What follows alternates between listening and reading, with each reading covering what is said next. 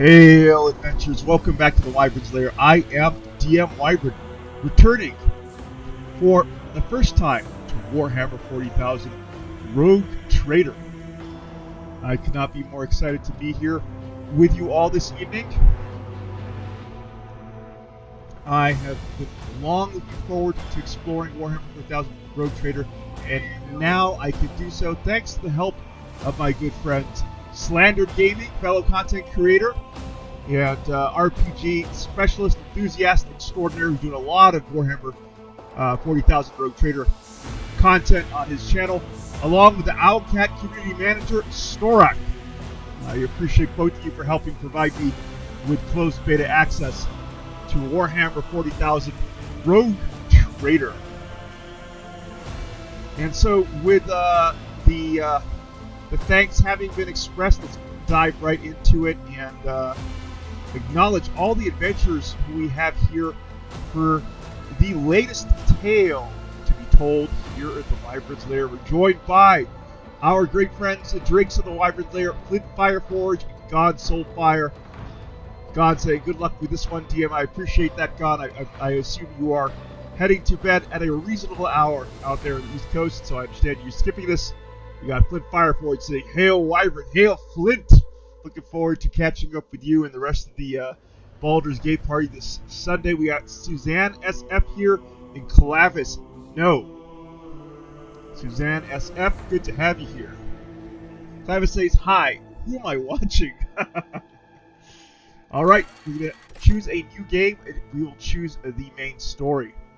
So, for those of you who are just arriving, this is Warhammer 40,000, set in the grim dark of the far future where there is only war, and the Imperium of Man is besieged by the Xenos threat. Warhammer 40,000 Rogue Trader is in beta. This is not a complete game. There will be things that are not finished, there will be things that are broken, there will be bugs galore. So, for those of you who are tuning in, the game is not yet released. The devs over at Owlcat are hard at work getting to the beta. This is a closed beta to help them arrive at the finish line, to have players such as myself report in bugs as we encounter them. A tradition that they started all the way back in Pathfinder Kingmaker. So let me go ahead and read the lore text here. Take up the mantle of a rogue trader, a scion of an ancient dynasty of daring privateers that reign over their trade protectorate and explore the fringes of the known galaxy. Darkness looms over the bloodline of Von Valenkius as it faces multiple dangers, from a traitor amongst its ranks to the numerous enemies seeking to destroy the most daring and brave agents of humanity. It is up to you to hold the reins of a shattered protectorate and forge a new path for the Rogue Trader dynasty that finds itself in the vortex of wars, intrigues, calamities, and heresy. The stakes rise across the paths of the most powerful adversaries and rivals that chase their own goals in the darkness of the Kronos expanse.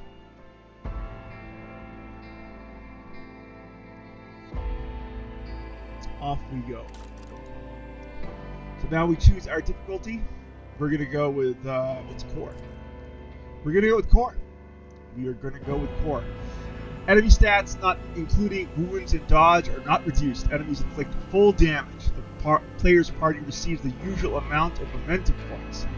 The damage inflicted by the party members may be reduced to 0 or 10% after all modifiers are applied. Party members' resolve is not raised. The chance to hit cover when shooting at enemies is not raised. The party member receives an injury if they receive damage that is equal or higher than 50% of their total wounds in one round. This difficulty is not recommended for players not familiar with the Warhammer 40,000 Rogue Trader system, but you know what? Caution Dan, we are hardcore for the Emperor, aren't we, adventurers? Suzanne SF says, "Good to be here too. I might just fall asleep like I did the other day. I'm taking sugar to stay awake." Suzanne SF, just enjoy yourself. The point of the Wyvern's Lair is to make it what you will. God Soulfire Adventurer is saying, "Who am I watching?" Good to have you here, God. Alright, so we're going to go with core. And as you can see, let's go ahead and read off the results. Enemy units, dodge modifier, unchanged, half cover, hit bonus unchanged, full cover hit bonus unchanged, party, momentum gain modifier unchanged. There's a lot to go through here. Let's see. Percent of wounds damage required to receive injury 50. Delay before fresh wound becomes an old wound in terms of 3. I don't know what the significance of that is. Amount of injuries to see before this injury will become a trauma 3. Interesting. Alright. Off we go. Alright, so we can choose from these rogue traders. Let's go ahead and make a custom character. Alright, create a new character. Create your very own rogue trader from scratch. The possibilities are endless when it comes to customizing your character, choosing their homeworld, gender, and background. You can also choose from a wide variety of abilities and skills, such as combat skills, social skills, and technical skills. These abilities and skills will determine how your character interacts in the world and what kind of challenges they can overcome. Finally, you can choose your character's doctrine. Each doctrine path offers its own unique set of challenges and opportunities, so choose wisely. With all these customization options at your fingertips, you can create a rogue trader that is truly one of a kind and embark on an adventure unlike any other in the world of Warhammer 40k. Adventurers, please join me in welcoming Tylan, aka Joker Soul Dragon, to the Wyvern's Lair. Say, DM Wyvern, how dare you beat me to Rogue Trader? I got 12 minutes left on my download. Don't worry, Tylan, have no fear. Pretty soon you will be in the grimdark future along with myself. 12 minutes to go. And let's go and take a look at our character we created. These are our portraits. I like that guy. Oh wow. Interesting little portraits and accompanying art.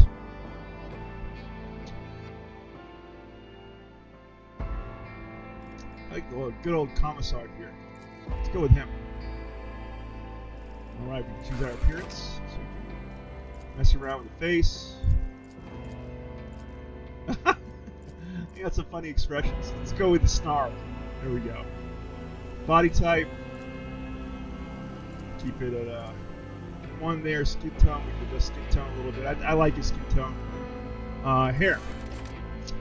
Alright. Go with that. We got a beard. Eyebrows. Nice bushy eyebrows. Beard. Yes, please. We're going to go with that stash. Just like our portrait there.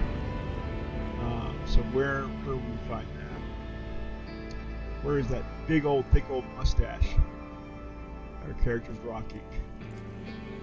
Oh, it's very big. A little bit. And there we go. That's just about perfect, I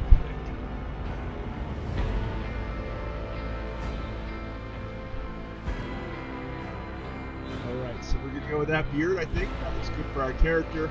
Hair looks good. I'll check it out. Excellente. With a mustache like that, who could stand against our rogue trader? Tattoos. What kind of tattoos can we get? Can't really. What's this? Show doll visual settings. Oh, sorry. Tattoo. Let's go back to back. There we go. Nope. Okay, good. Goodness. I can't really see the tattoos here. Oh, these are scars. These are not tattoos. These are scars. But we can't really zoom up on our character here, so I can't really see what exactly this is doing to our character. We got a nice little slash there. Let's go with that. We got tattoos that we can choose. What is going on here? Oh, there's the tattoos.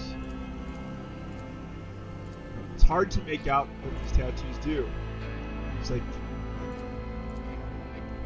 again, this is not finished, so maybe they haven't implemented all the tattoo choices you could possibly have.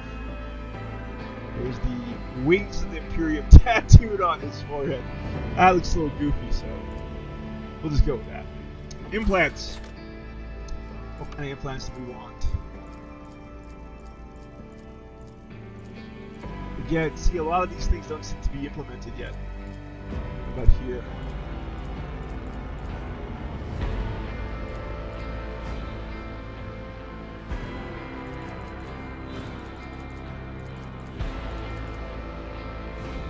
Huh. Interesting.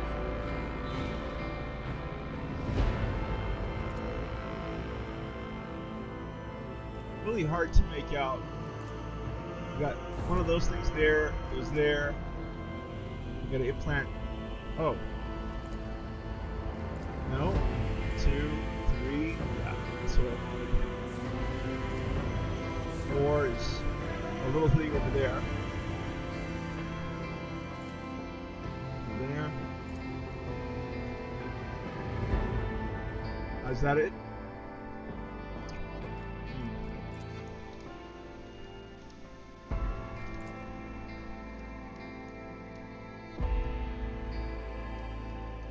So it just basically positions these little visual flare elsewhere in the skull of our character. So let's go with something nice and subtle. Let's go with that. That looks good. Voice. Something of interest. That sounds good. Alright, so now we gotta choose our world. Interesting. We got a couple of choices here. We got Death Worlds, Voidborn, Hive World, Forge World,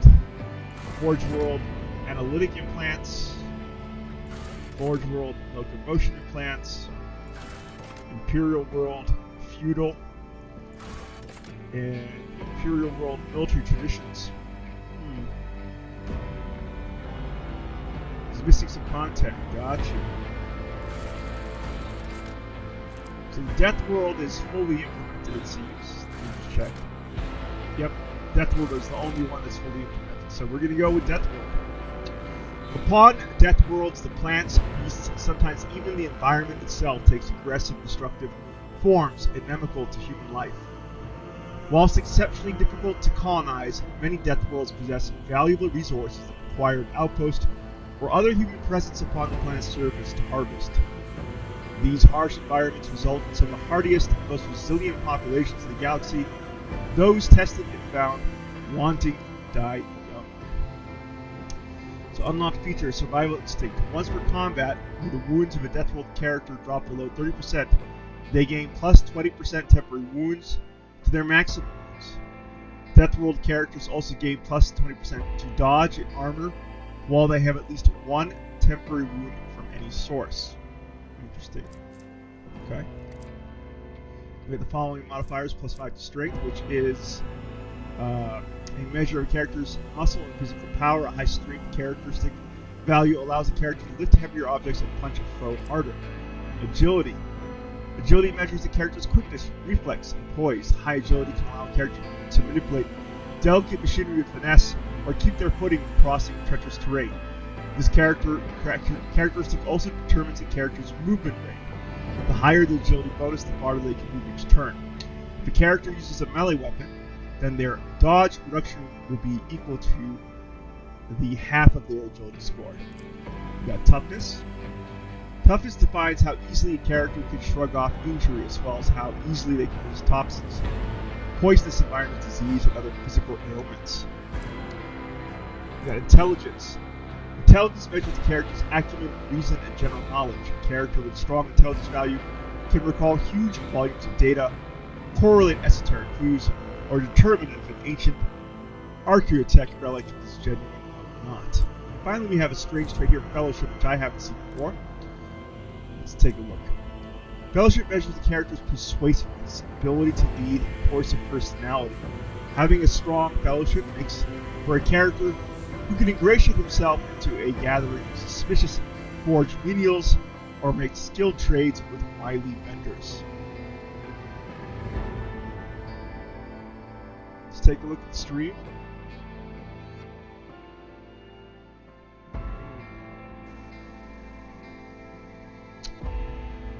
Alright, we're doing pretty good there in the stream. Alright. We're going to go and take a look at our talents now. Brutal Hunter. Death World characters gain plus 50% critical hit chance against targets with bleeding effect or with less than 50% of their maximum wounds. Wounded Beast. Every injury increases Death World character's agility and willpower by 5. Every trauma counts as 3 injuries. Tenacity. Once per combat, when the Death World character suffers a stunned, blinded, or immobilized condition, they ignore this condition and instead gain plus 20% temporary wounds to their maximum wounds. Trusty Weapons. Death World characters gain plus 10 to critical hit chance for axes, hammers, and las weapons. Hellish Life. Death World characters gain an additional deflection against flame and toxic damage and bleeding effect equal to their TOU bonus. Okay. Let's go back and make sure we don't have anything else that we missed. That looks good. Character creation continues.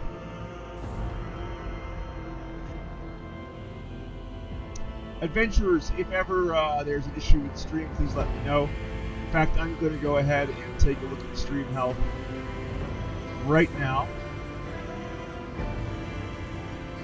Make sure that we're doing okay here. Yep, stream's looking good.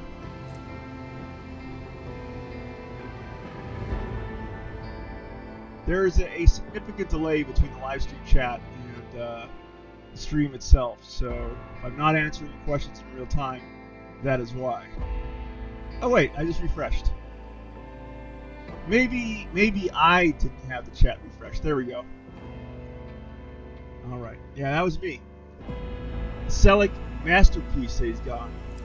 Alright, so now we gotta choose our character here. Ballistic skill. Combined arms. Let's give him hell. Let's take a look at what we got here.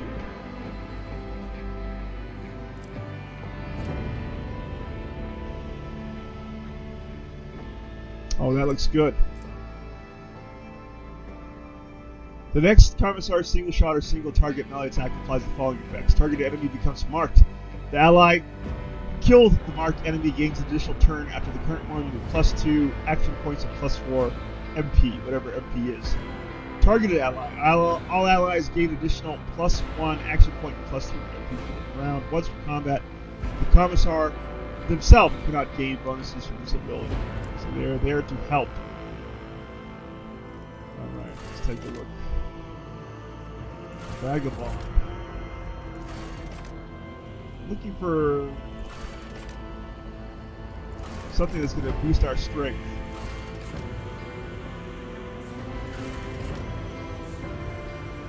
Well, damn. Let's see. Attribute modifiers. Toughness. Navy officer. Toughness and willpower. Weapon skill and perception. Weapon skill and fellowship. Ballistic skill and perception. Do none of these actually boost strength? Really? How could that be? Perception, willpower, agility, fellowship, willpower, and willpower. Perception, ballistic skill, perception, athletics, let it go.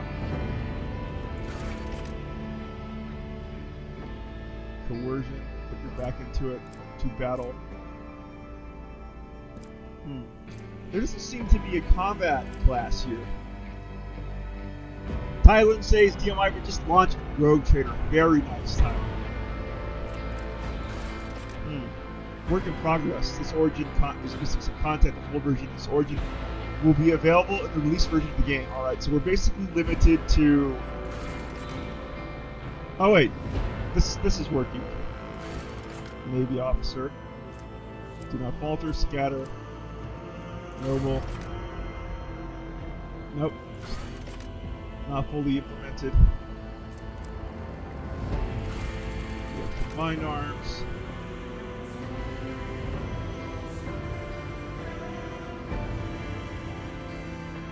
All commander's allies also take no damage from friendly fire attacks. That could be useful situationally.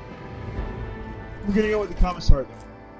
Commissars of the Officio Prefectus are ruthless officers charged with maintaining the morale, discipline, and fighting spirit of their Astor Militarium Regiment, Imperial Guard, in short. He used to be one of these servants of the God Emperor, I should say, a living symbol of the Imperium authority, regarded with a mix of fear and awe by their subordinates. So we have, once again, let's give them hell. We've read through this. We're going to get +5 to our weapon skill.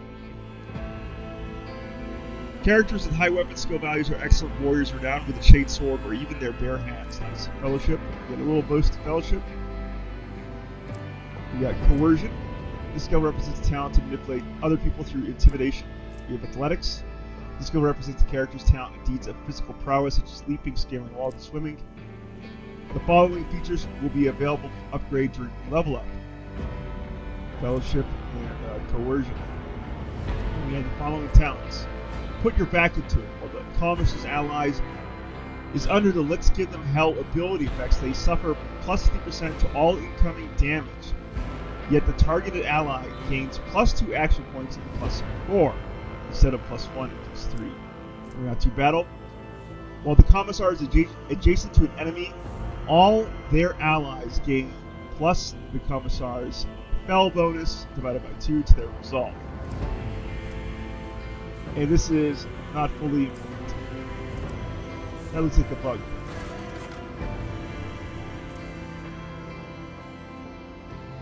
Man.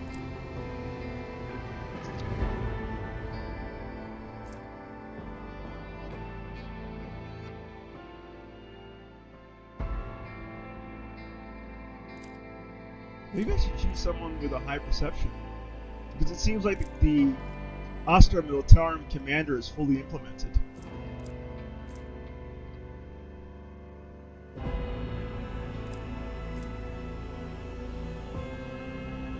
So yeah, let's go ahead and modify, well, let's see. Let's see what we got here. Anyone with a boost to perception?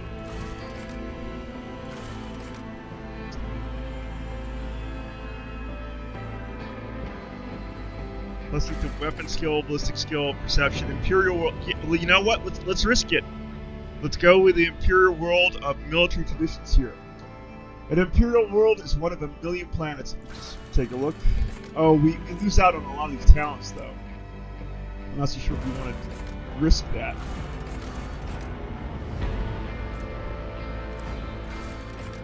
Analytic system. Locomotion system.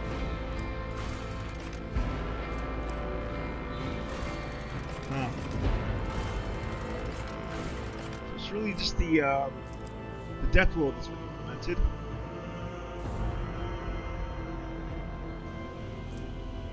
Okay. Okay. Yeah, let's go with the Commissar. Moment of Triumph, work in progress, will be available in the release version of the game. What the heck? Let's take a look. What's this? Yep, okay. So it doesn't really matter which we choose. We're still going to get this Triumph. So we have to choose a Triumph, but it hasn't been fully implemented yet, as you can see. So we're just going to have to go and bypass it. Darkest Hour as well. Work in progress will be available in the release version of the game. And now we got to choose a Doctrine. Adventures, please join me in welcoming Kebabji96 here to the live there, saying, listening to this music, I can swear it's made by the guys behind Mechanicus, which is a great score.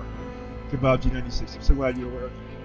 Alright, fighters are combatants of exceptional melee prowess, capable of dealing high damage in close quarters combat, and withstand draw enemies' attention from less defended allies. Lots of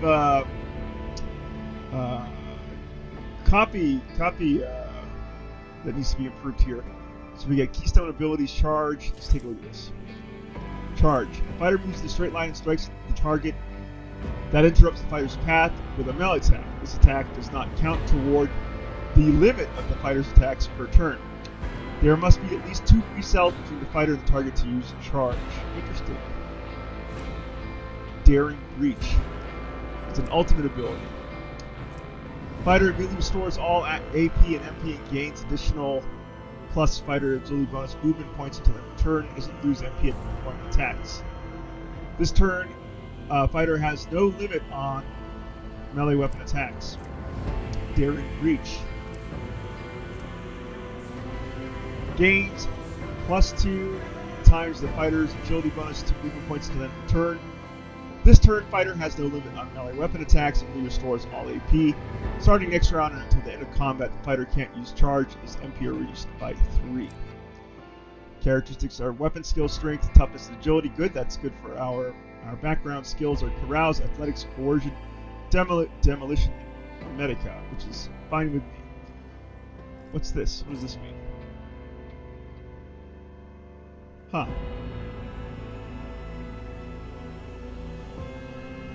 Right, okay, so it's not fully implemented. Interesting. So we're going to stick with fighter. And we got points to invest here.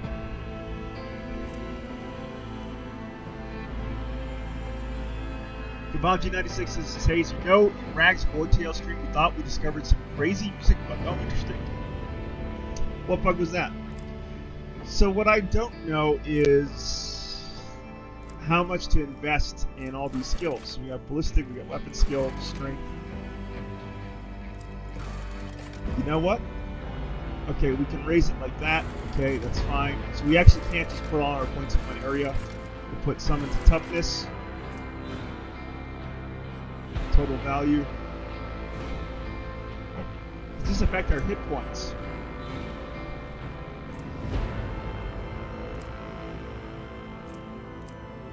We have the following skills. Put some into toughness. Put some into agility.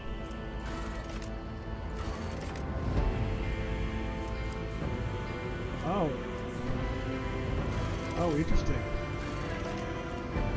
So we can actually, oh no, we can't put more there. We can put more there. And that's it. So we're going to go with weapon skill, strength, and toughness, and that's going to be it. Here we go. And now we got to choose our ship. I guess you have choices here. So we are beginning with the Von Valanicus flagship. Dimensions: 16 kilometers in length. 1.6 kilometers in length. 0.3 kilometers abeam at the fins, approx. Mass 6 megatons approx. Crew 26,000 crew approximately. The Von Valancius flagship is the oldest and mightiest void ship belonging to the Von Valancius dynasty. Every system aboard this frigate has been tried and tested in innumerable engagements. Its weapons and turrets deliver hard-hitting volleys with pinpoint accuracy.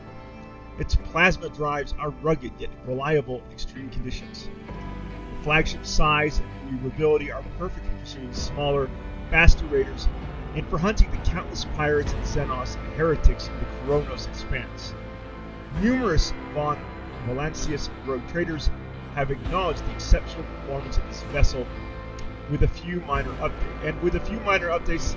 The flagship has continued faithfully to serve the Von Valancius dynasty. Maggi says there was some crazy epic music at the campfire, but after some 5 minutes it turned out Rag had your stream open. That was really funny. We're gonna go with this flagship name. Ooh. Do we want to name it? We'll keep it lore. We'll keep it on the default there. Interesting. Do we? Okay, we're definitely gonna put in our own name here. We're gonna call ourselves Wyvern. There we go. And this is our character, having completed our character creation. We are level 1. We are playing a commissar from the Death World with a fighter doctrine and the following setup and characteristics. and so on and so forth. So let's go on and head into the Grim Dark, shall we? Adventurers, please join me in welcoming Colossus Rex here to the Wyvern's Lair. Good to have you, Colossus.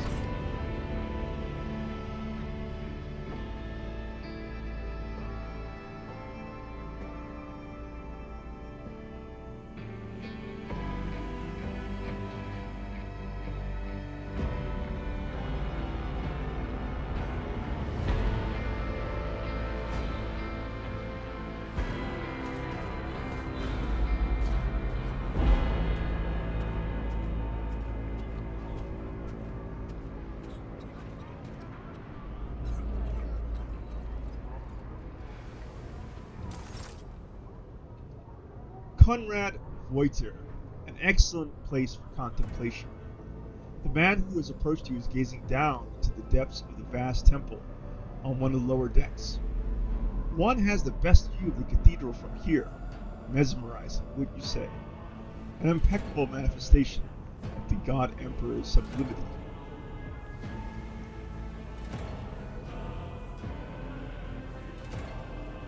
I'm going to say, do you have a particular reason for disturbing me? Conrad Voiter, the man turns to him and bows. My apologies. I did not seek you out to pester you with unwanted attention. Hyperlinks, highlighted words in the dialogue provides detailed information about the world, events, and game mechanics. Hover over them to get additional information. Words are highlighted when they first appear in the text. Scroll up in the dialog box on the mouse wheel to see the desired term highlighted in color again. Got it. Conrad Voiter states, allow me to introduce myself. Conrad Voiter, Master of Whispers, and the employee of Her Ladyship, Rogue Trader Theodora von Valencius. At your service. I haven't had the pleasure of speaking with you in person before. Voiter bows his head and focuses his attention on you. So let's see if we can give this a test. There we go, that's the text they're talking about. God Emperor, Emperor of Mankind, Master of Mankind, the ruler of the Imperium, and Savior of all mankind. Do we have anything that we can take a look at in the encyclopedia if we were to click here? Oh yes, we do get some extra text here. The Divine Presence who sits on the golden throne of Terra in the heart of the Imperium, towering over his willing servants as their rightful master. He is depicted and worshipped in myriad forms by souls beyond counting. Through his Imperium, humankind is united and remains one of the most powerful, intelligent species in the galaxy. We have Rogue Trader. Let's go and take a look at the entry in the encyclopedia. An Imperial subject with a unique hereditary title. A Rogue Trader is tasked with exploring and exploiting the still uncharted regions of the galaxy for the benefit of mankind. Rogue Traders are hereditary Imperial nobles, the bearers of a sacred warrant of trade that empowers them to roam those worlds of the galaxy that lie beyond Imperial control or knowledge. They are free to decide how to react to alien cultures, ancient technologies, new planets or worlds harboring long-forgotten human civilizations, and are first and foremost masters of their own fate. Wow. Pretty damn powerful. I'm going to say Divisional Commissar of the Officio Perfectus Wyvern, Xanathal.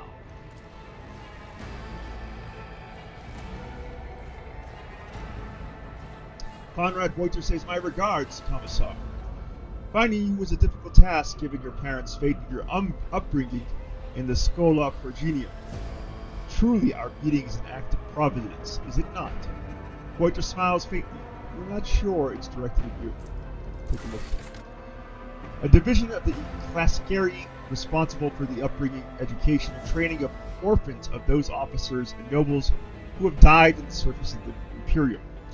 Most children of the Scala Progenium grow up to serve the Adeptus Ministorum, become military leaders, or join the elite military. Particularly devout female students may be recruited to the militant orders of the Adepta Sororitas. Those who display psychic aptitude, they are strong enough in will, go on to receive further training as sanctioned psychers. Conrad Voiter, I'll be frank with you. You may forget your family name.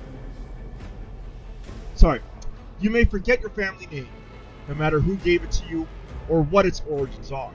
From the moment you and the other candidate were brought aboard this void ship, your fate changed. You now serve Lord Captain Theodora von Valencius and carry the burden of an heir of this house. Henceforth, you share your dynastic name with her ladyship. Bear it with honor.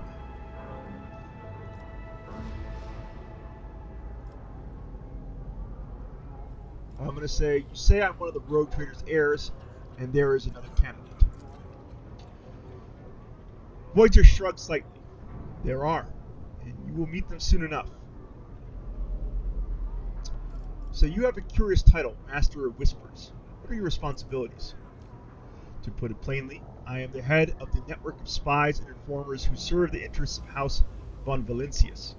I uncover weak links, both among Lady Theodora's retinue and the ranks of her rivals. I eliminate our vulnerabilities and exploit those of others. Tell me about the one on whose ship I have found myself. Conrad, I would rather not discuss the Lord Captain behind her back, especially not on board her ship. No one knows better than I that whispers are wont to attract particularly close attention. Voyager laughs and shakes his head. Suffice to say that her ladyship is the bearer of the sacred warrant of trade, and a woman of immense power and entitlement. However privileged your position may be, I ask that you do not incur her anger by being respectful or obtuse. Lady Theodora despises both qualities. Let's take a look at the warrants of trade. Voloshin says, I wish I had a fancy title like Master of Whispers. I have a fancy title in my household, Master of Canned Food. I'm not so sure if it's as glorious or sinister as Master of Whispers, but I own it. Warrant of Trade, a sacred imperial relic document that affirms the preeminent rights of the rogue traders throughout the galaxy. The warrant grants not only permission to travel beyond the Imperium's borders, but license to deal with pirates, mutants, or Xenos if needed. Rogue traders use the warrant of trade to conquer or colonize newly discovered planets, to gain exclusive trade rights with newly discovered cultures, and to explore the galaxy beyond the Imperium's frontiers. Why am I aboard this vessel? Why have I been brought here? Conrad. So that you may fulfill your blood duty, Wyvern. Whatever obligations you had before, they are henceforth null and void. By order of the Lord Captain, you have been requisitioned to serve the rogue trader in deeds blessed by the God Emperor. I see you are shocked. Yes, you understood correctly. Lady Theodora's authority indeed supersedes that of those whom you obeyed before. The Lord Captain's power is so great that she's capable of performing unthinkable feats, such as changing the fate of a servant of the Imperium. Your fate. The Imperium of Man. The galaxy-spanning interstellar human empire ruled by the living God who is known as the Emperor of Mankind. Its territories encompass untold millions of stars and countless more human lives, united by the bonds of species and by the overarching imperial faith. Aliens and mystical forces unremittingly challenge the supremacy of the Imperium, forcing humanity to fight in endless wars.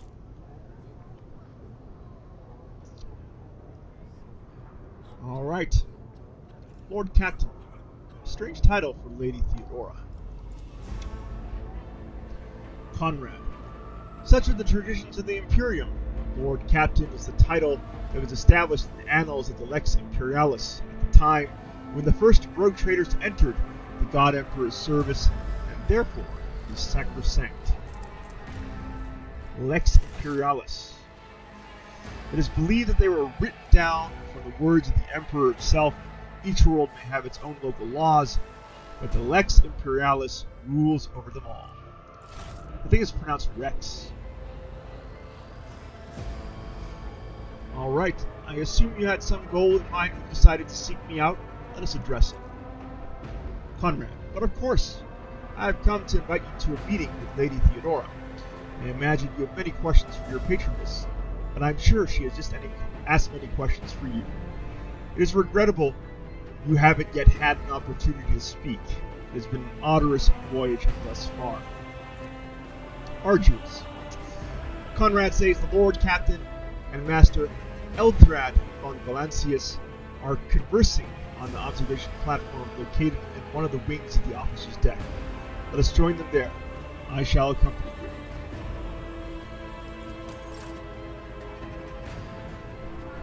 you. Alright. By right of blood. A new task. Alright, look around, start moving. Press the left mouse. Whoop. Gosh, those tutorials go away real quick. Let's open up our journal. There we go. Jay did it. By right of blood, Rogue Trader Theodora von Valancius desires to personally meet with a person recently brought aboard her flagship. The storm is brewing over the dynasty, so the Lord Captain has something important to share with her heir, if she'll ever get that chance. With to follow Conrad here. The Master of Whispers serving the von Valancius dynasty has graciously offered to escort the dynasty heir to Lord Captain Theodora. We have to go to the officer's desk. Do we have any rumors? Do we have any orders? None.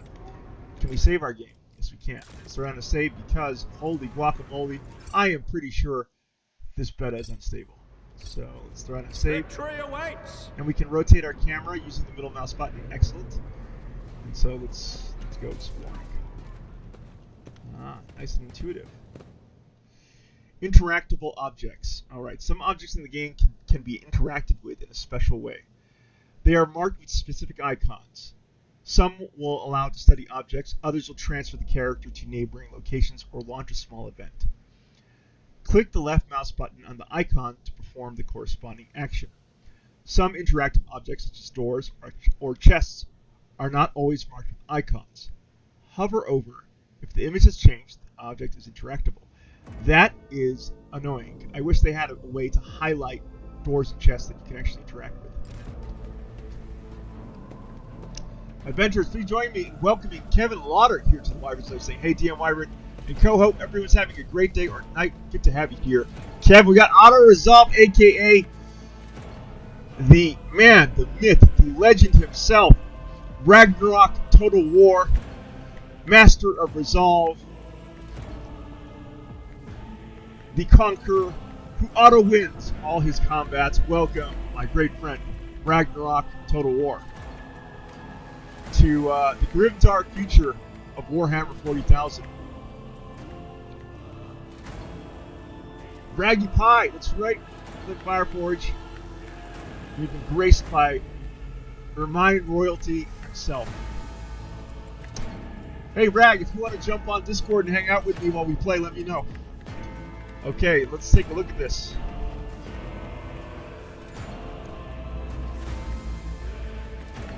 That apparently turns on that monitor. We interact with it again. Nothing. What if we click here?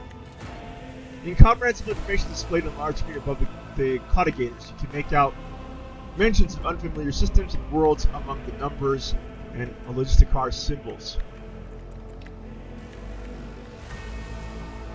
Take a look at this.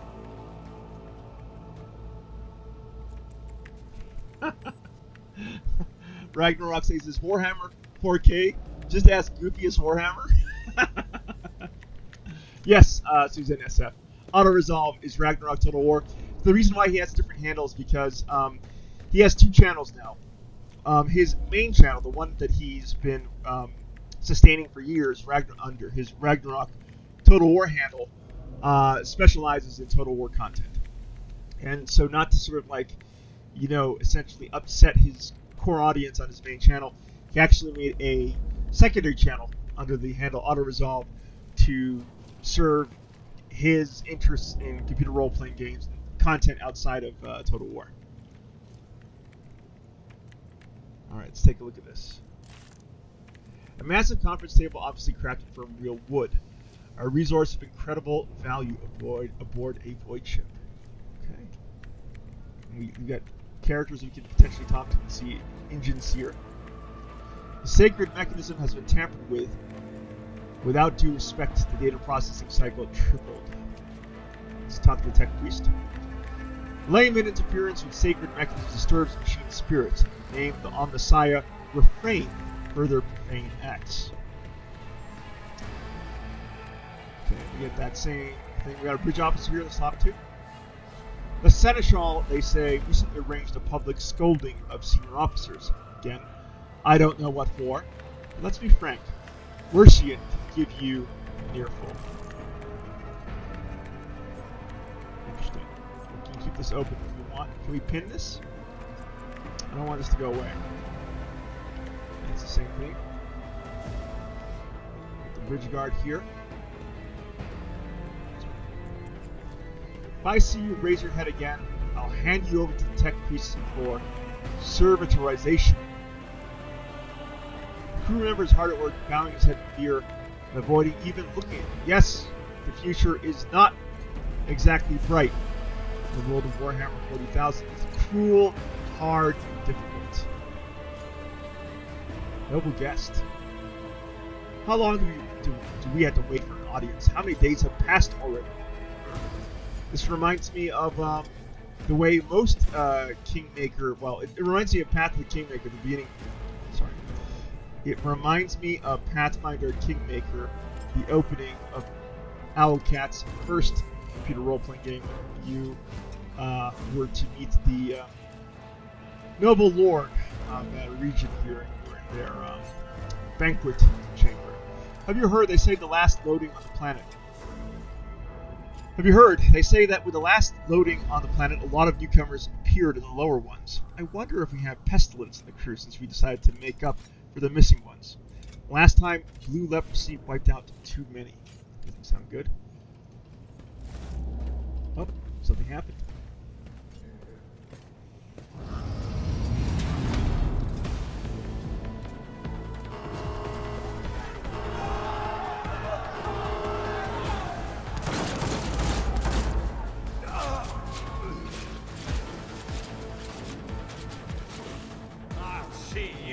That can't be good. Alright, so now we have to kill the rogue trader's pet. A wild xenobeast held... the menu goes by really quick. A wild xenobeast held in the cage for a reason has escaped. The rampage creature needs to be stopped. Okay? You can ambush till the battle begins. Start the battle. I guess we can't really reposition anyone, so off the battle goes. And what are we facing off? Janician Lazarus. Bestial Fury. One shot to that poor bridge guard. Oh my gosh. 2 shots to the bridge guard. Alright, movement and combat. All battle in the game are turn-based. On their turn, the character can move, attack, and use their abilities. Select the position within the selected area, and double-click the left mouse button to move the character to the selected cell. Movement points. Movement points. MP determine how far a character can move on their turn. 1 MP corresponds to 1 cell on the battlefield.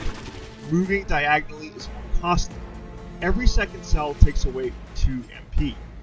At the beginning of each turn, movement points are restored to their maximum value. The higher the character's agility characteristic is, the more MP they get.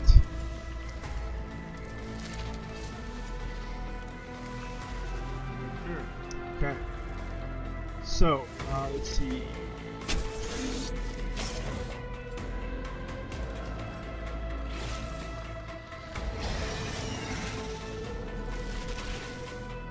Target ally. Yeah, let's not waste it. I guess I'm gonna cast it on our man, Conrad. Uh-oh. Did I just do my thing? Alright, let's take a look at my character. So I have a stub revolver. I don't have any melee weapons. I could charge, but that's probably not a good thing for me. Alright, other actions at the end of the turn. If you still have action points, AP after the shot, you can use other abilities of the character that don't have the attack tag. When you're ready to end your turn, press space or the end turn button on the right screen. Got it. Okay. Alright, so I don't know if I used that properly. We'll see. Now, can I take a shot? I can. I got a 40% chance to hit. Now, can I move? This is 2. How many? Ah, I see. Okay, it shows my MP right over here. so I can get just about that close to the sucker.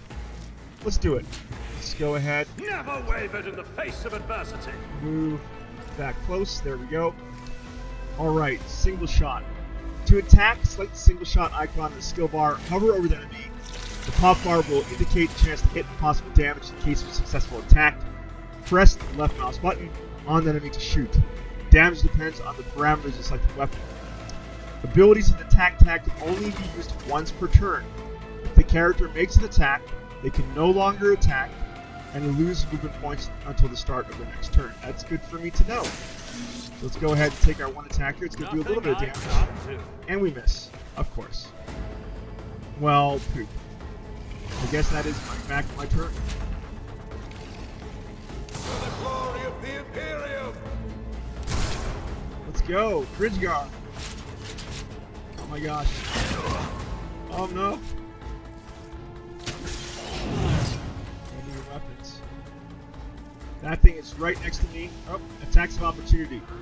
Characters with melee weapons can make an attack of opportunity if the opponent in the adjacent cell initiates movement.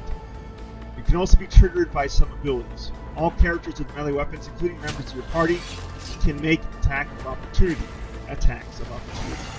The chance to hit, damage, or calculated as from a normal attack. Alright? So once again, Owlcat, they are a, well, they used to be a studio based out of Russia. Following the conflict in Ukraine, the entire studio moved out of Russia, but I imagine that a lot of them, English is not their native language. Their native language is Russian, so there's occasionally little rough, some rough edges with some of the text here. In any case, let me see if I can open up my inventory here. We're basically naked. All we got is a stub revolver, so let's take that shot. 70% chance. Let's go. We got him. 10 damage. Excellent. And we're just going to end our turn here.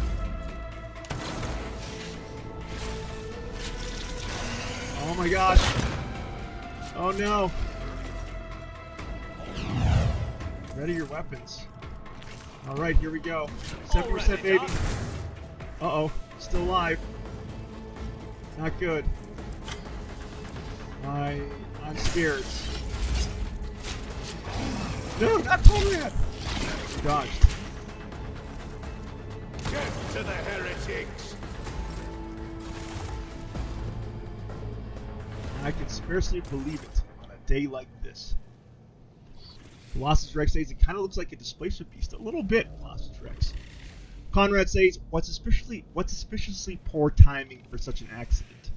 A wild beast breaks free on the officer's deck at exactly the same moment when the rogue trader and her heirs are gathered here. Without taking his eyes off the dead beast, Voiter removes the Vox caster from his belt and speaks a few quick orders into the device. Then he turns to you. I have blocked all passages between the upper and lower sectors of the residential decks. If this is a deliberate attack, it should stop the culprits from advancing their plan. A piece of technology used to communicate over short distances or to record sound blocks. That's it. Okay, continue. Right.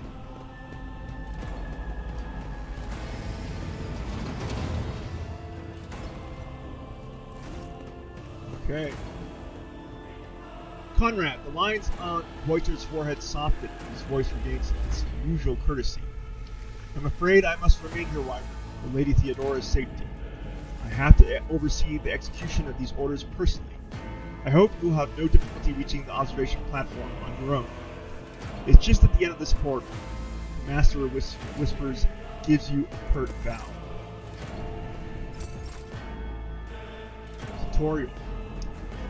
The journal records your current quests, rumors, and other assignments. To open the journal, press J. Journal entries help keep track of events and guide your character on their adventure. The Quest tab marks the progress of the main story and side quests. The Rumors and Orders sections contain additional information that may lead your character to new events. As the story progresses and the status of the current task changes, you will see a pop-up at the top of the main game screen. Okay. We cannot search any of this, so let's go ahead and throw down a save. Since we survived that horrific attack, let's go ahead and save here. Nope, we're not going to rewrite. I'm just going to go ahead. I don't want to rewrite any of these saves. Save here. There we go. Are you there, auto-resolve? Are you lurking there in the background? I won't tolerate weakness. Let's talk to the deck enforcer here. Your Grace, do not worry. All threats have been eliminated. It's absolutely safe here.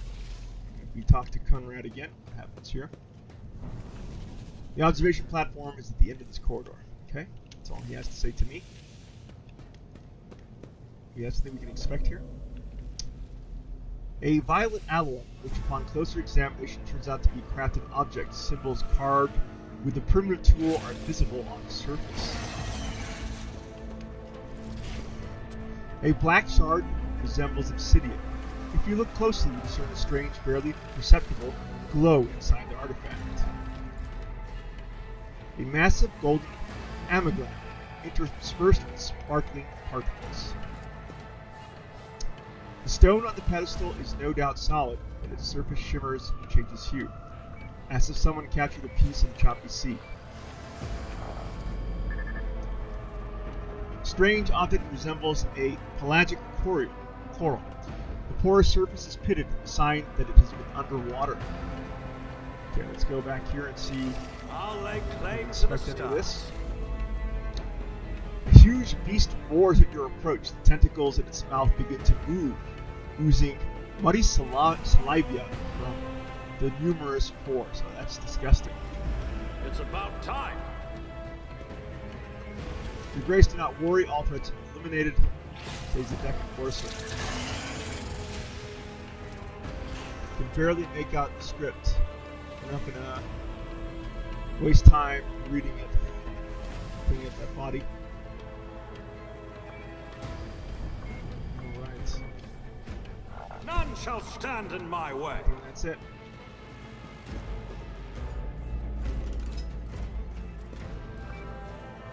Talk to the deck enforcer. Interact with the door. New challenge for me? Let's take a look around. We got just more activity here. We got a servitor.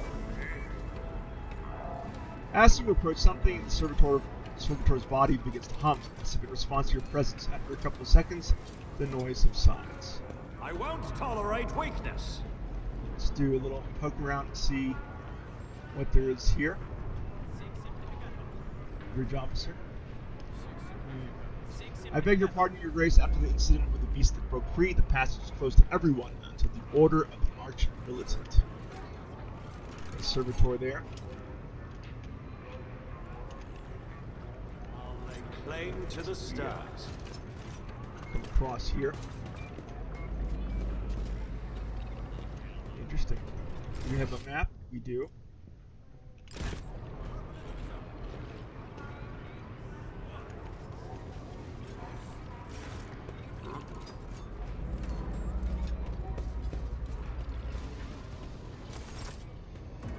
Edelthrad.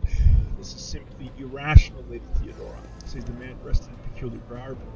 His voice tight with tension.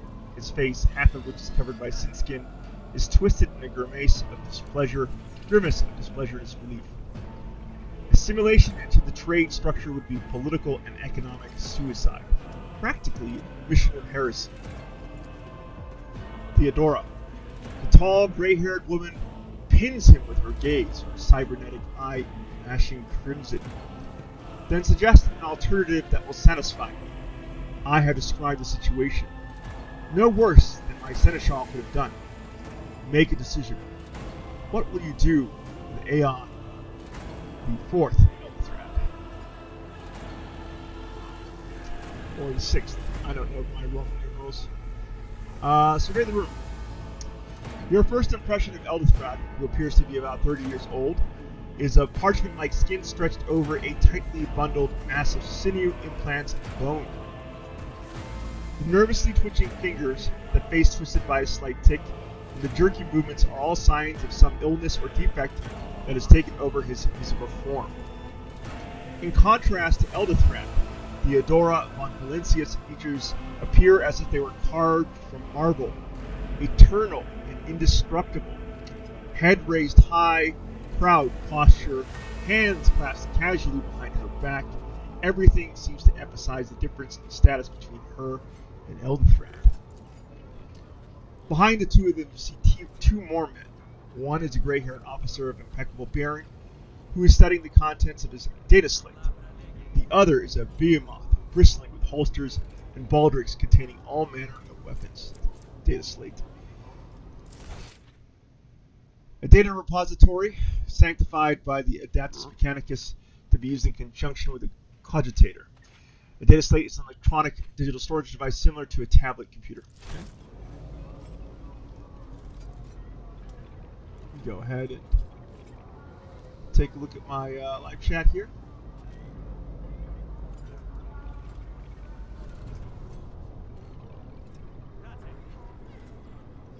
No memento, por favor.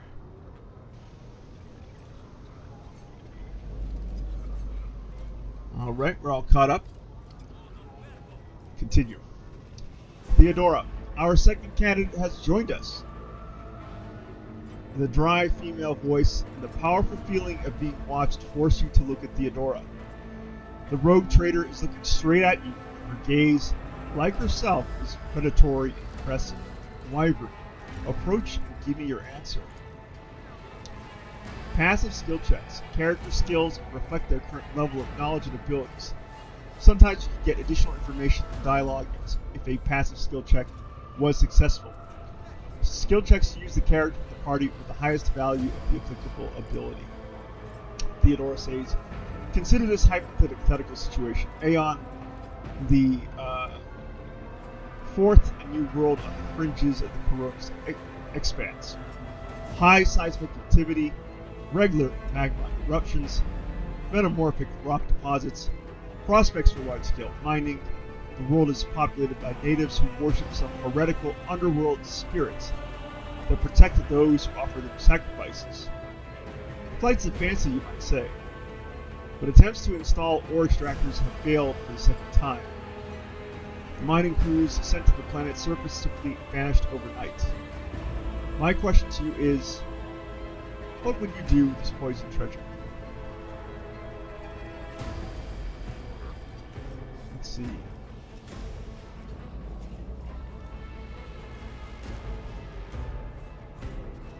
So we got some successful checks here with Allure Xenos and Allure Warp.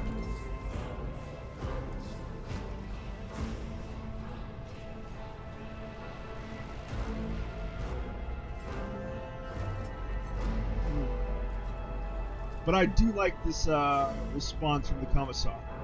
I am a former Commissar. I would continue sending in more people, one crew after another, until someone succeeded in their service to humanity and the conquest of this planet. Theodora says, no doubt inspiring each new departing crew with passionate speeches. Theodora sighs wearily. I have never believed in the power of propaganda.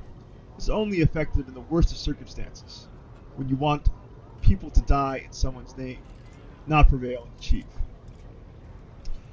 Edelthred lets out a high, brittle laugh. Such difficult decisions are by no means suitable for those who spend their time cracking their whip at mindless herds. The cost might outweigh the return many times over. Isn't that right, Wyvern?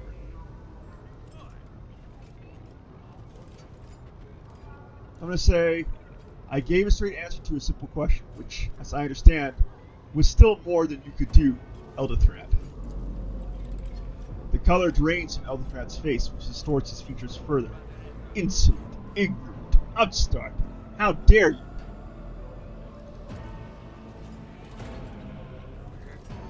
Fireford says, she sounds bored with you, Wyvern. Perhaps she is.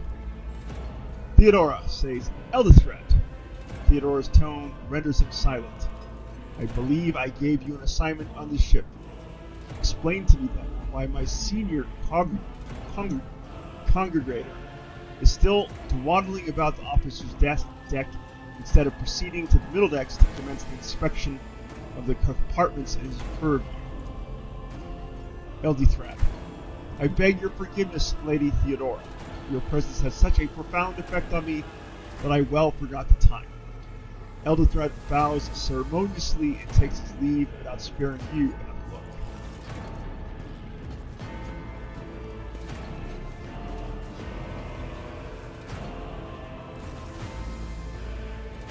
Theodora's gaze follows him as he leaves, then she turns to you. So what? Why are you here? I'm going to say, these are questions that I wish to have answered.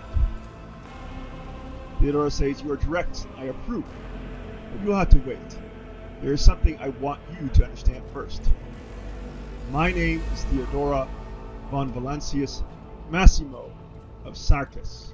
I am a rogue trader in the service of the God Emperor of humanity, and my rights and freedoms are vindicated by a most sacred relic, the warrant of trade kept aboard this very vessel.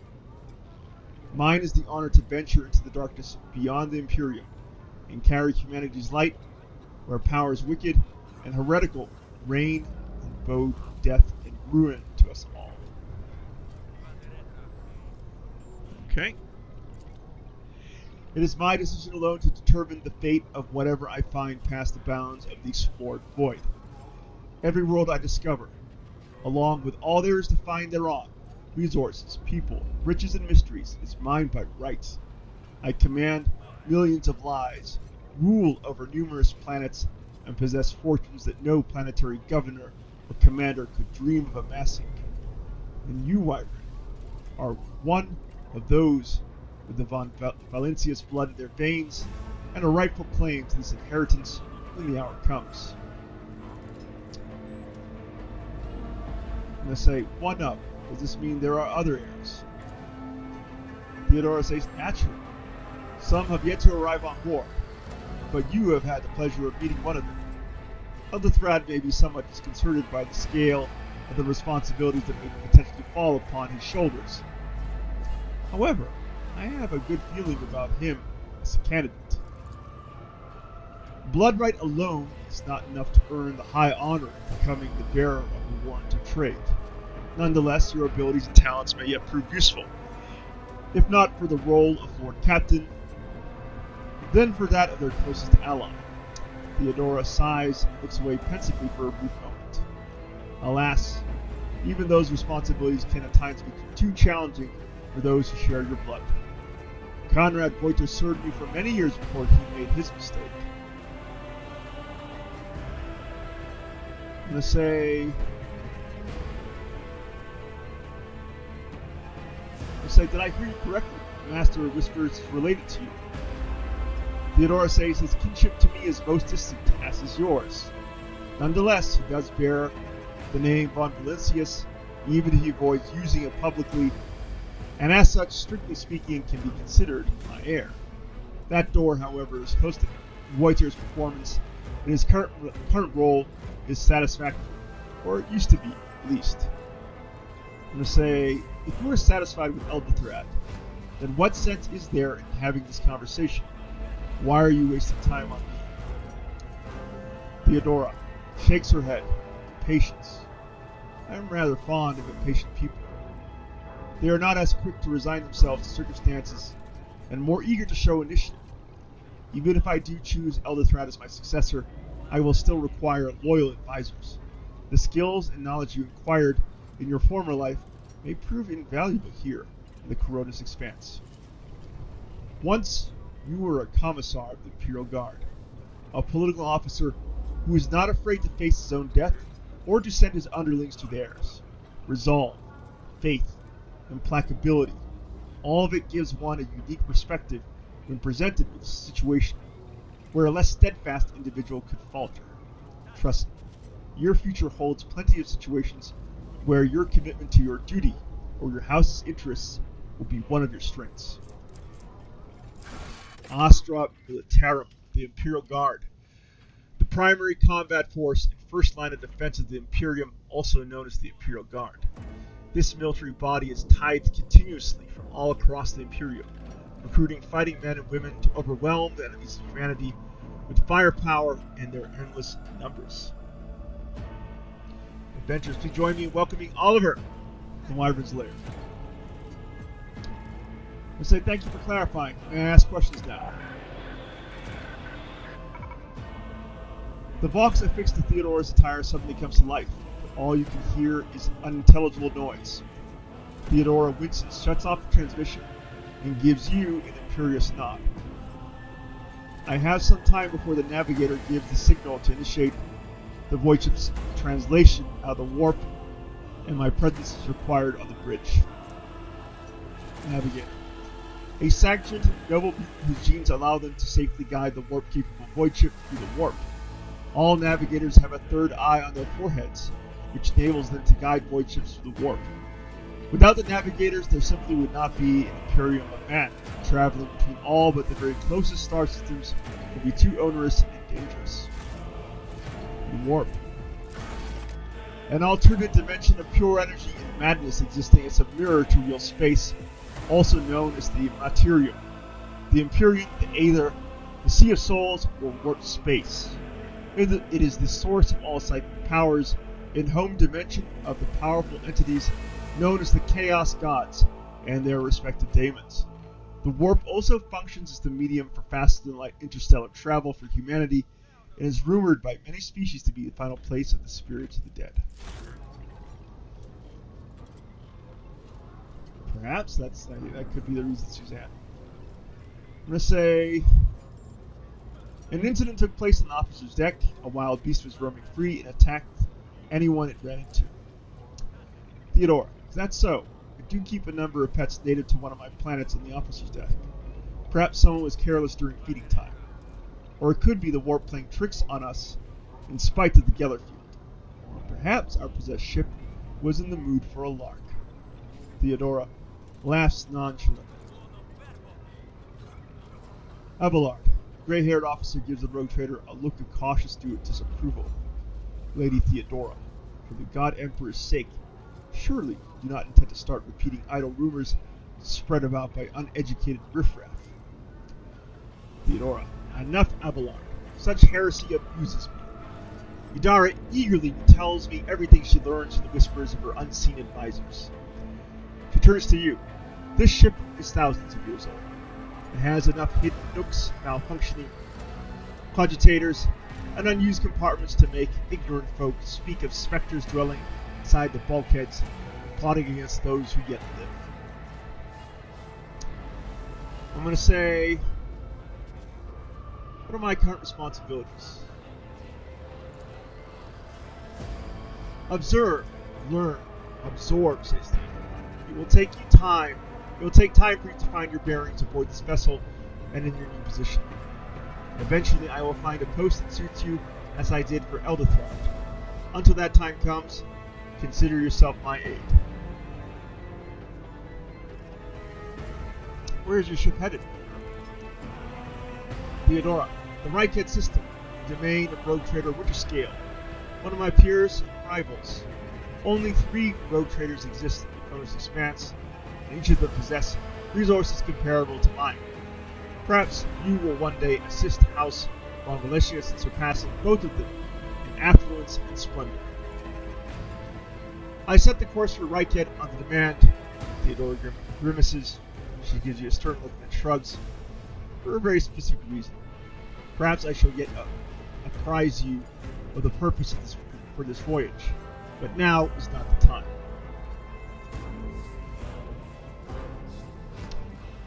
I'm going to say, I have no more questions. Theodora says, in that case, I shall head to... Theodora's fox awakens once more. This time you pick up shouting. The Lord Captain freezes, listening to the vox cast, then nods and draws her weapon.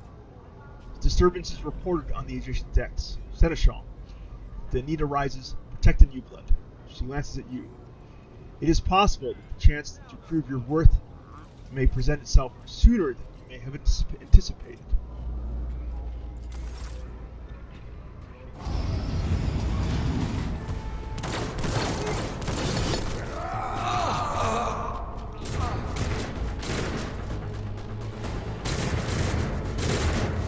Take a knee and bow before me. I'll turn you into corpse starch.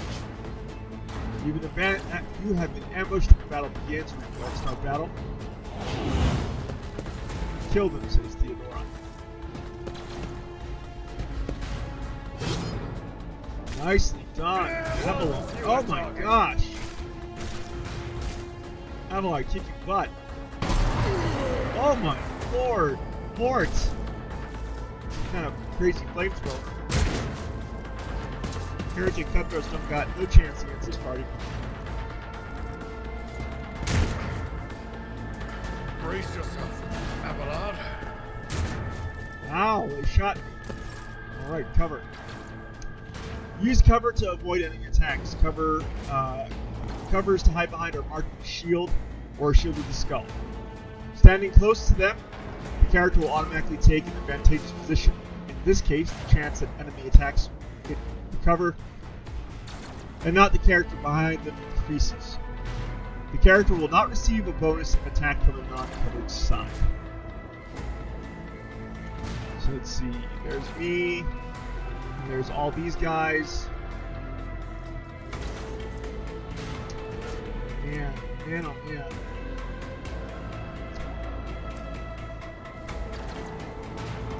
So, do we want to do the coward thing, or do we want to like run up and shoot all you guys point blank? I don't think I have too many hit points. How much damage do these do? 7 to 11? And how much? These guys have 7 hit points each. What's this guy has? Where's this guy? There we go. 15. 15.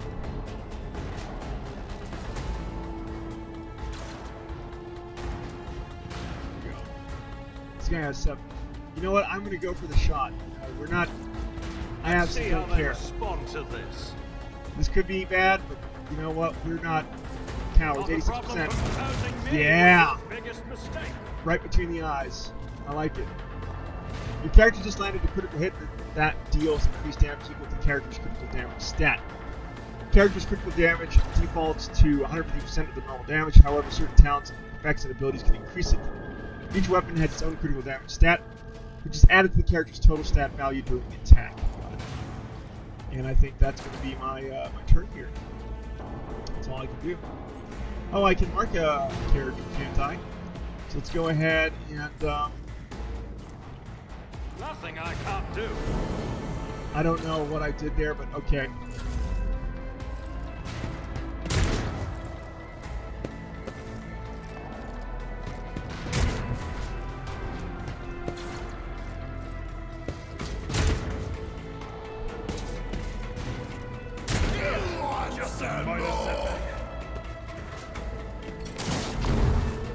Nice. Chop. Let's go, Mort. Oh my gosh.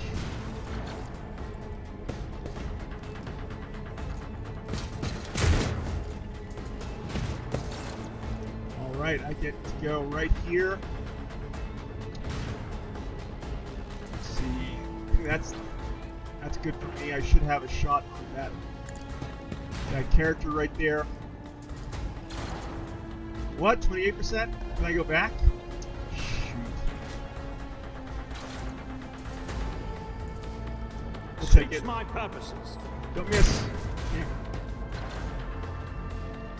Well, that sucked.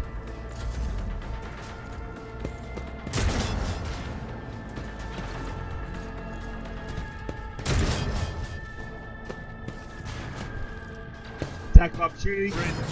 Down he goes. Theodora's on loose with her plasma gun. That guy's history. One fewer target. Man, Morris just wrecking shop here. Can we get off a cheeky shot before our turn's up? See if we can get a glancing blow on that enemy. 20%. Let's take it anyway. Hey, we got him. Nice. Some damage.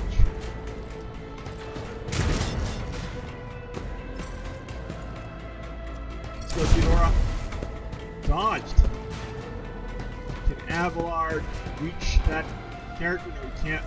Mort's got it though. Man, whatever he's melt a scorching. Maybe High momentum. that I think is all. Oh wait, there's one guy left here. Let's see.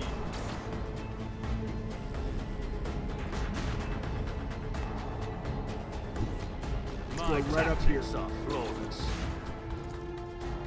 71%. Not a problem for me. Dodged! Oh my gosh. Hate you.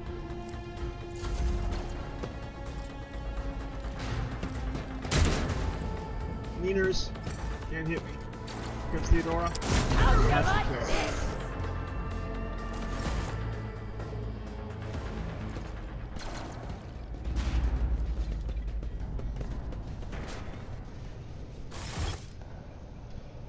Theodora waves her hand in a commanding gesture. Mort, take a team with you and clear a path to the transport line. Do not let a single horse son survive. Positive effect. In a world full of deadly dangers, the help of allies can save your life. Look closer. Your character received a temporary positive effect from a companion. To learn more about the effect, hover over the small icon next to the character's portrait. Okay, got it. Continue. Theodora, the rogue trader turns her eyes to you. Don't bat an eye when that scum burst onto the deck. Oh, sorry. Didn't bat an eye when that scum burst onto the deck. Not bad. I have seen many an officer who panicked at the sight of combat on the upper decks. False sense of security makes them that much more susceptible to the harsh realities of warp transitions. She looks at the box in her hand. All you can hear is lifeless static. I'm going to say the incident with the beast on the opposite deck may be connected to what is transpiring now. Theodora says possible, quite likely. Theodora winces and flicks the switch on her box a few times. We will investigate at a later time. Right now, we need to isolate the affected compartments and try to assess the situation. Adventurers, please join me in welcoming David Boomer here to the Wyvern's Lair, saying, how are you doing on this wonderful Thursday playing Warhammer 40,000? Rogue Trader.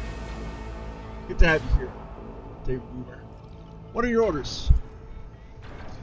Theodore says she breaks eye contact with you. Mort has gone on ahead to clear a path for us. If you want to make yourself useful, go after him and see if the Archmilitant requires aid. Be quick about it. Alright. The officer's deck is under attack by an unknown enemy, so Archmilitant Mort has left to clear the way to the elevator leading to the upper decks. The officer hasn't returned yet, so it's time to find out what has caused the delay. Okay. I'm going to go ahead and throw that safe. There. Game saved. Alright. Whoa. Scroll right down here. Once we're done with the ride, I want to have a look at the Logisticars report. We need to understand what happened on the decks during the warp jump and the preparations preceding it. We got a speech bubble from Abelard too. I'm concerned about disrupting communication of the navigator's chambers. We should have already approached the translation point and proceed to real space. It's about time. Okay. So let's see. We have I'm always ready. where's that positive effect thing they were talking about on the character portrait?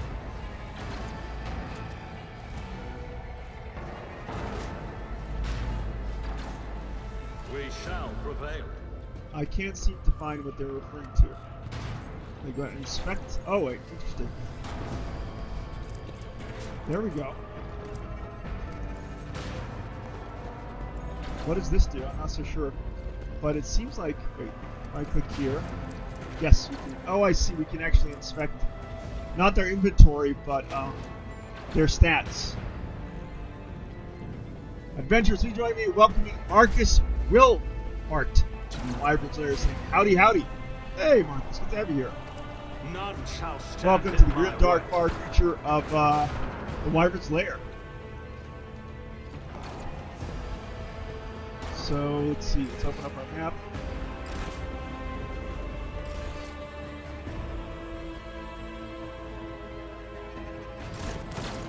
Upper decks. Can we interact with this thing? Is this the way we're meant to go? Does it seem that way?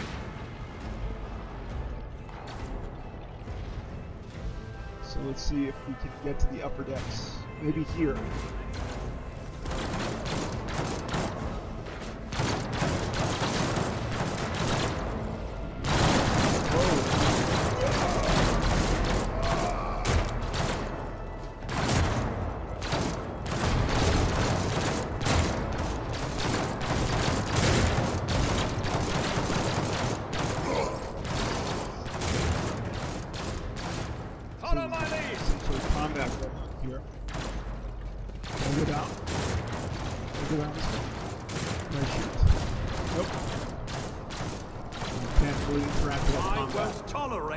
But it's cool they have that combat going.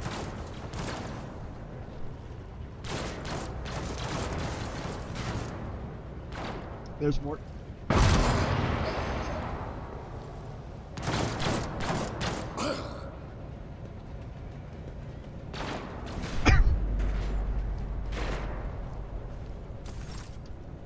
Conrad Voiter. Let's out a sigh of relief upon seeing you. Thank Providence you are alive and well. Mort. Always on time, eh, Conrad? The moment we finish chasing the riffraff around the deck, you show up. Always just after the fighting's done. You should set your chrono by it. Conrad pointedly looks away from the Archmilitant to you. Mort, pull yourself together. The Archmilitant looks back at you. What did the Lord Captain send you to chivvy us along? What? Did the Lord Captain send you to chivvy us along? We're all done here. I'll report right away. Mort pulls his Vox from the belt and heartily reports the situation.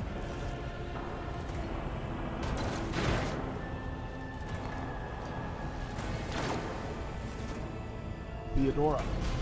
Master of Whispers, what is happening on my ship? The Voxnet is silent. The Vox Master is not responding. Armed assailants have stormed the officer's deck, and my Archmilitant just destroyed several more heretics on the way here. Is this a severe case of warp madness? Have some of my crew lost their minds and forgotten who they are and whom they serve? Report! The Voxnet. A piece of technology used to communicate over short distances or record sound. Okay.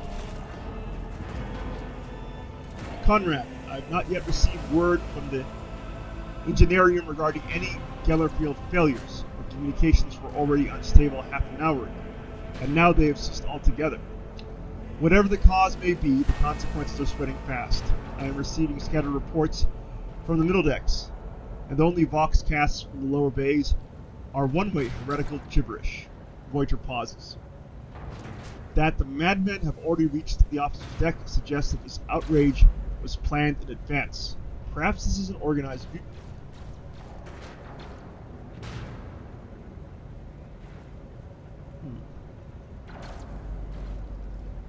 This is what the Commissar would say. A mutiny against the Emperor's anointed.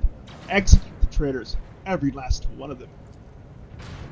Theodora says, first we have to confirm that the bridge and the Navigator's sanctum are secure, and I have the means to do both things at once.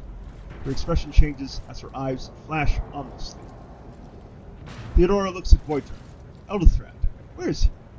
I must know if he's unharmed. A psyker aboard a ship that is potentially being assailed by the warp could pose a greater threat to himself and others than a whole army of madmen with improvised weapons. Conrad, I tried to locate him, but the last thing known about his movements is that he arrived on Transitional Deck 18. Theodora, blasted.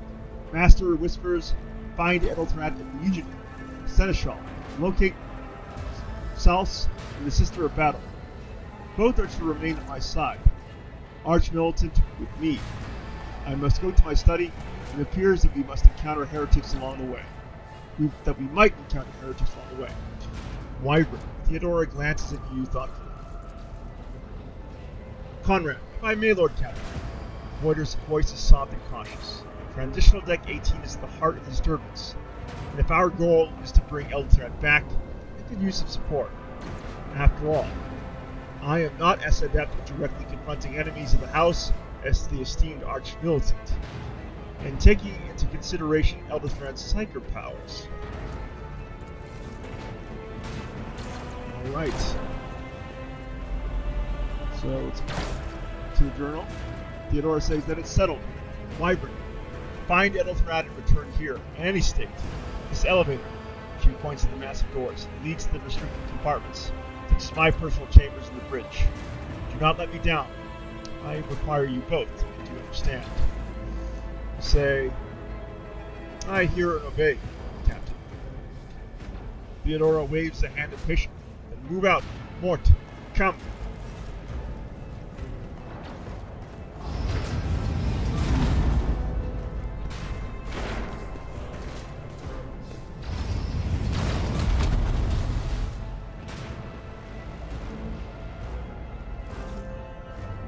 Pointer gives you a nod. Are you ready to head to 18? It's a long walk, and you do not even have proper gear.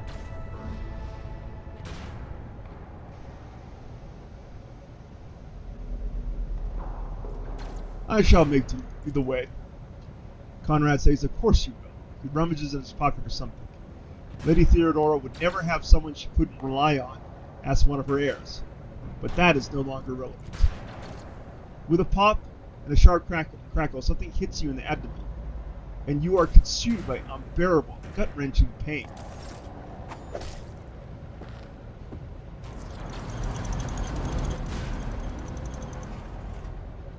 I promise you a special destiny, Myron.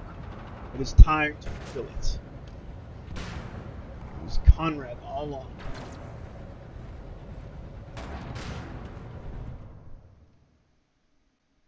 The sneak.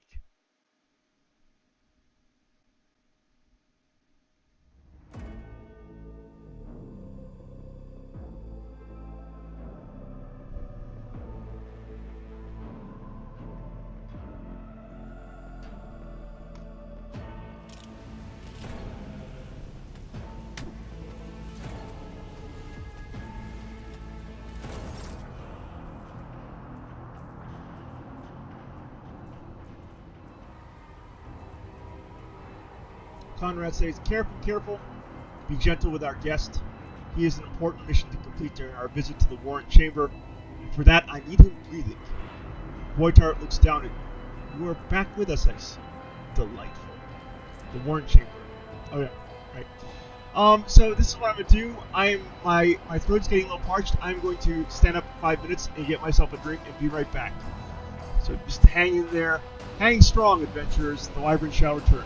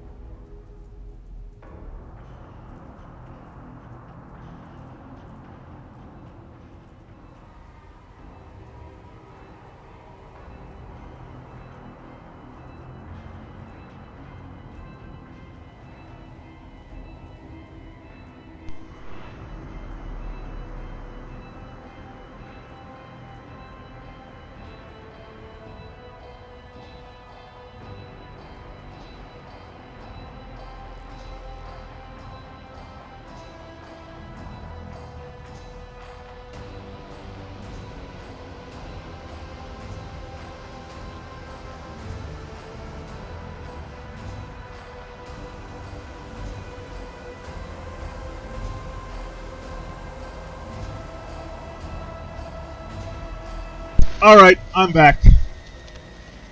Liking the music, Philosopher Rex. Fireboy did say it's pretty good. I'm definitely more into medieval fantasy and magic, that grim dark future space stuff. Then grim dark future stuff. I hear that. Susan is falling asleep to the grim dark music. Wow. Alright. Voiter, you two-faced scum. You are the one behind this mayhem. Conrad, how perceptive of you, Wyvern. I'll help you with the next insight. I need you here for your blood. You have the option to share it voluntarily, or I will squeeze it out of you myself. We are in the anteroom of the Northern Chamber. This void ship's most hallowed vault. There, beyond those gates, lies a relic that gives Theodora all of her power, the sacred Warhammer trait. Only one obstacle remains on my path to obtaining it. Excuse me. The gates of the chamber are guarded by the Sentinel, an ancient device that will only open the door to a true heir of the dynasty. I expected to do this part myself, but never mind. You will offer your blood to the Sentinel. I'm going to say...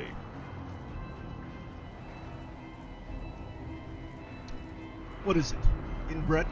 Is your blood too thin for the Sentinel? Conrad says, on the contrary, the warp's blessing has raised me too much above your kind, von Valentius. The Sentinel refused to submit to me, but you can help, after all. Isn't that what family is for? And now we have a coercion skill check, which is automatically succeeded, I guess, for the sake of the beta, perhaps? What sorry pathetic excuse to even have your apostasy, you sordid, wretched Grox seed. Something, either your tone or the venomous words, throws Conrad off for a moment, as hateful fury blazes from beneath the mask of the cold professional. Wretched? What do you know about wretchedness, Theodora Kerr? Are you hoping to buy a grain of her indulgence for your blind loyalty? Oh, I know this delusion, but thank the gods. It no longer has power over me. Humanity can rot. I no longer serve mortal kind. Voyager hesitates for a second, and then produces a strange weapon. A blade without a handle that shivers blue in the light. Once my work is done, I'll make that pompous wench von Valentius watch as I erase the entire Dynasty Chronicle, and I commit the fate of the bloodline into the hands of the warped gods. And you, Wyvern, will be one of the instruments by which I will accomplish this righteous act. Skill checks and dialogues. Your character's skills affect the results of their actions. A successful skill check can reveal new information and additional lines in the dialogue, as well as influence further events. Skill checks use the character from the party with the highest value of the applicable ability. Got it. We actually read that before. The blade flashes in the dim light, and drops of blood appear on your palm. For a brief moment, you feel nauseous. Your head is spinning. And then quiet whispers begin to flood your mind. More and more sourceless voices echo each other, drowning out your own thoughts, replacing them with a singular urge. Go to the gate. Go to the gate. Go to the gate! We're going to use willpower. We have a willpower skill check here. Fight the voice in your head. Get out! I am not your puppet! Uh-oh, failed. Willpower check failed. The voices in your head giggle and mock your desperate outcry. You feel this intruding influence forcing you onto your feet and making you take a step toward the gates looming in the center of the chamber.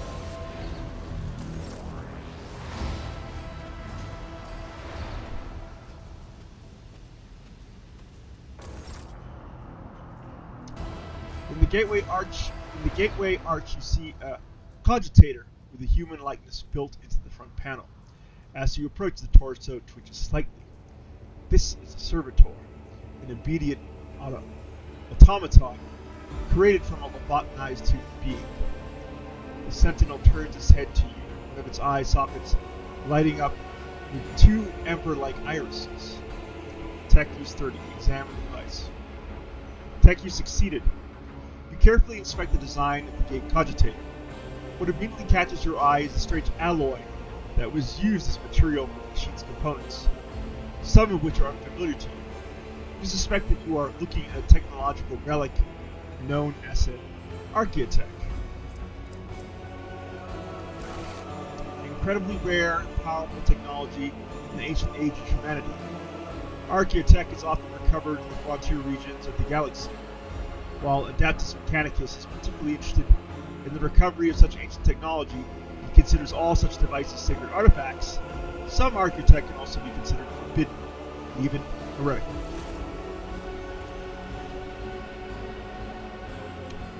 The servitor on the gate begins to move. With a screeching and groaning of metal, it leans forward, closer to you. Its lower jaw opens with a drawn-out shriek, much wider than the jaw of a living human could. The servitor's mouth is filled with sharp metallic fangs that glint in the dim light. The vidscreen to the right of you lights up, showing strings of mysterious symbols in the background. A whisper runs through your consciousness, insisting, demanding sacrifice. The voices that filled your head after Voiter wounded you with his blade did not go away. On the contrary, their source coiled itself into a tight knot somewhere in the depths of your mind. Examine the sentinel. The servitor looks noticeably different from the ones you're used to. Copper threads stitch its skin. The joints are replaced by metal hinges. It seems the creators of the Sentinel did everything so that the result of their work would serve much longer than ordinary working automatons. Look for anything that can be used as a weapon. You look around in hopes of finding at least something that can work as a weapon. Your search is in vain. The chamber anteroom is completely empty and in perfect working condition. Nary a broken panel or a protruding piece of rebar in sight. Look back. Conrad, you forget something, my friend. I suggest you hurry. Place your hand into the Sentinel's maw. The Sentinel's jaws clamp around your hand, puncturing your skin and sinking into your flesh. A few dark drops fall into the servitor's throat, and immediately you hear humming as the servo motors start up and the pumps stir into motion. The vidscreen of the cogitator flickers. Cogitator. Any type of digital computer at the pyramid. There we go. Several long minutes pass. The sentinel jaws remain closed, and you are beginning to feel sick. Perhaps you need to lean against the grate and catch your breath. Maybe even close your eyes and pretend none of this ever happened. High levels of caustic figures. The subject is in a state of heightened stress. You require assistance. You do not understand where this quiet voice is coming from, crackling like static. Is it the sentinel? The cogitator? Is it a figment of your weary mind? Whichever it is, you can clearly hear every word. Who is this? You hear the voice again. This time you realize that it's coming from the two speakers built into the sentinel's shoulders. Genetic code identified.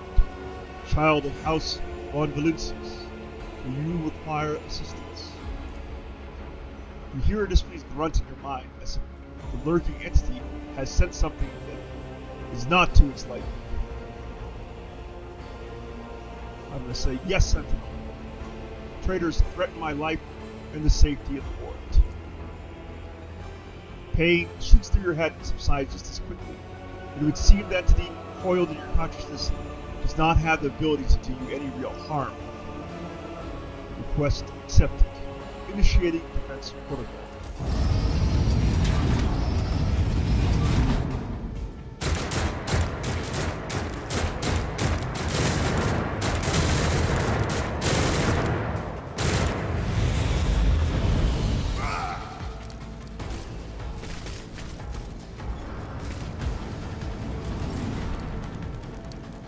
The Warren Chamber has opened its doors for the Dynasty heir. It's time to make sure the sacred warrant. The trade is safe. Gotcha. It's about time. Can I push this open? Can I adjust this thing? The enormous gates match the importance of the thing they protect. The massive doors are made of heavy metal. Go ahead, drop a save.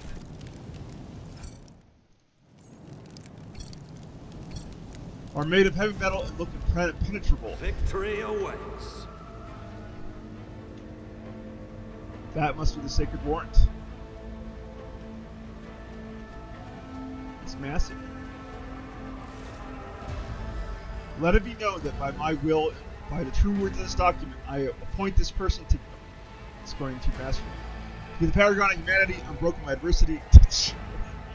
Triumph over nightmares and told, to hold boldly the reins of fate, to walk steadily the road of thorns, through pain, no greatness.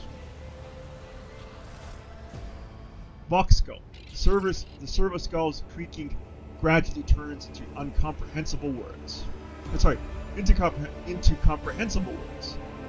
Escort the child the house to safety.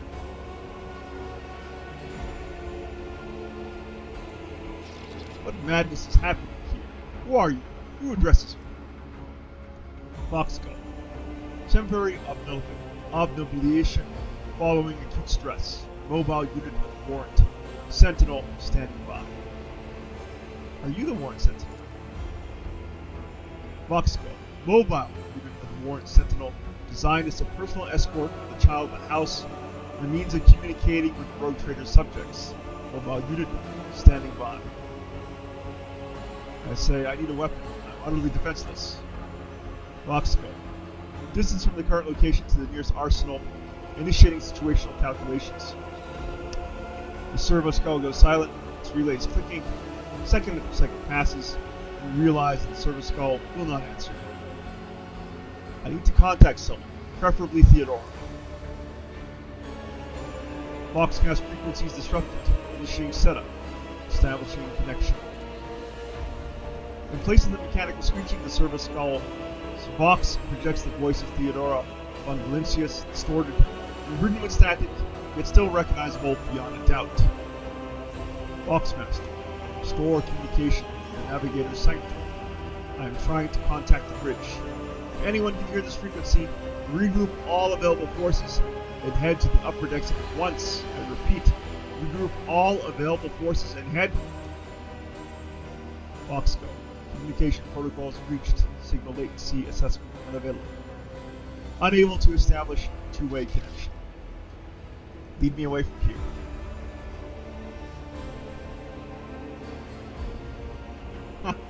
Suzanne says, the voices are from Slanesh. I am totally going to give in every single time. I wonder if Slanesh is in this game. That's a great question, Suzanne. And I agree with you. Slanesh was paying me a call. I'd likely submit to the Chaos Goddess selection myself. Voxco. Middle and upper decks, assuming the probability of safe placement in areas of concentration of armed units. Calculated. The server skull twitches and makes a few clicks. To prevent unauthorized units from reaching the warrant chamber, preemptive sealing must be initiated. The mobile unit will start executing the received order immediately after the safety of the warrant is secured.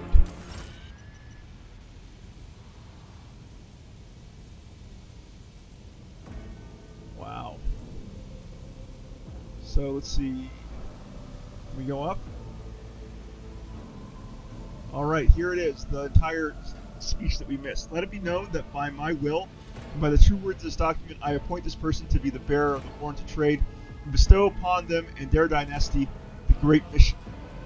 To be the paragon of humanity, unbroken by adversity, to walk bravely first into darkness, to unite and claim what was lost. To triumph over nightmares untold, to hold boldly the reins of fate, to walk steadily the road of thorns, through pain to greatness. And that was it. Okay.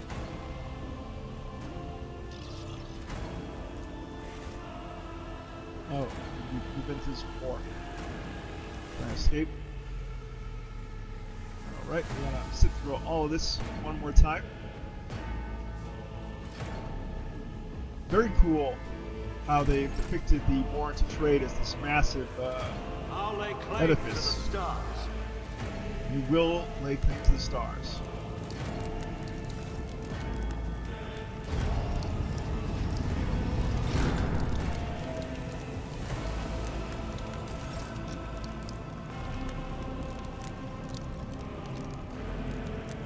Seneschal Abelard the Wizard has lost some of his former polish.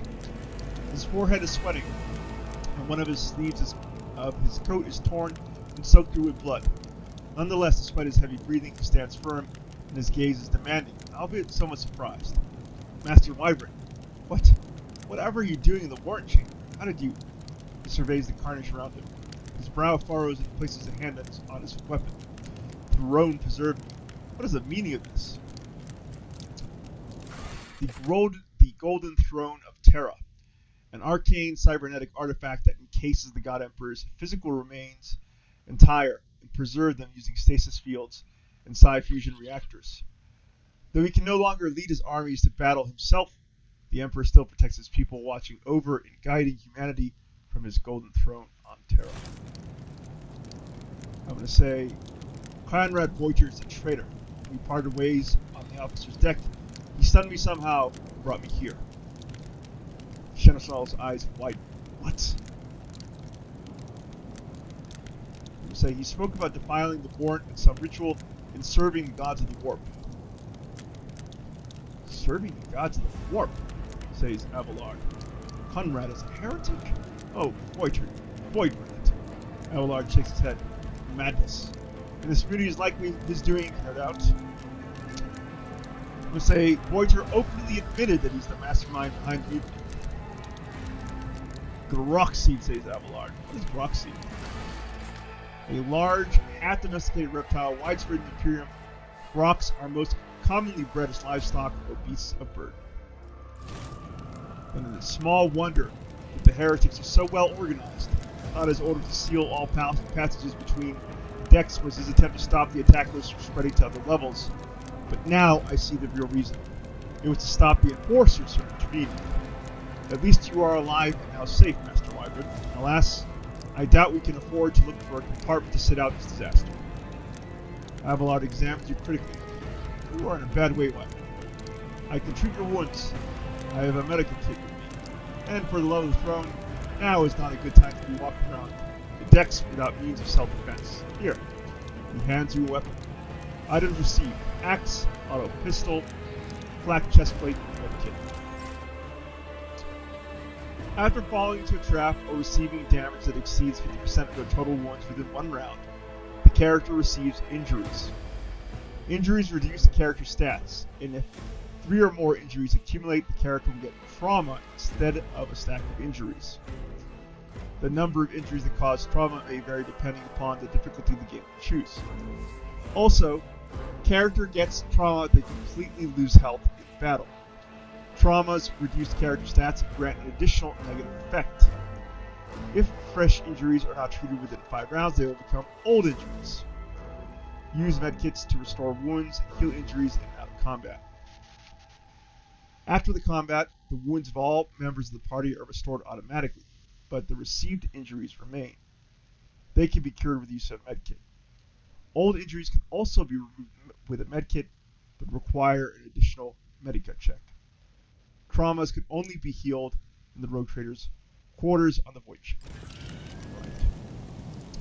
You've received new items. To open the inventory, press I, or click on the bag icon on the right side of the screen. Weapons, armor, and other items can be equipped. Medikit can be used to replenish wounds and heal injuries. Got it.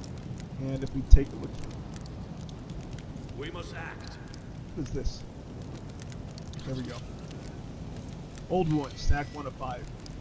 An injury which wasn't healed in time can be healed by a medkit and require an additional medica skill check. Okay? So let's open up our character here. Alright.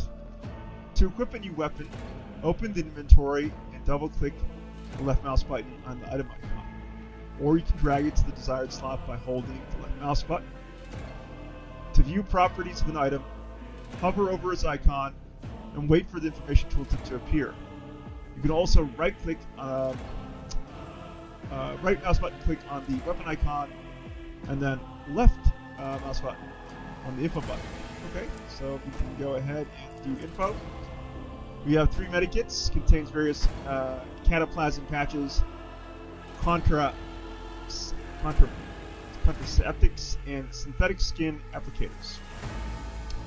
Regains 6+ wounds, also removes bleeding, burning, and poison effects. Removes 1 fresh wound, or if none, attempts to remove 1 old wound. So let's go ahead and use. Absolutely not. Oh, okay. Can I equip it somewhere? Equip. I'll pass. You'll pass? You suck. We have an axe. Info. Axes have no special properties, that they do have higher damage output than most melee weapons. We like that. I'm going to go ahead and equip that axe. Heck yeah. Found a weapon. Okay, next up is the auto pistol. Let's take a look at this. No lore description. It's a one-handed range weapon. We were using this, I think, for most of our mission. There we go. We got the axe and the auto pistol in hand. Great, looking good. We got a flak chest plate, which we can go ahead and equip. There we go. Perfect. Now, why? I don't have time for this. You don't have time? Yes, you do. Why don't you use the damn medkit, you dork? Fine. Can I use Look this no character? further. Can you use the medkit? Can I equip it? I can. Okay. So there's the medkit. Let's go ahead and drop a save so we don't use it correctly.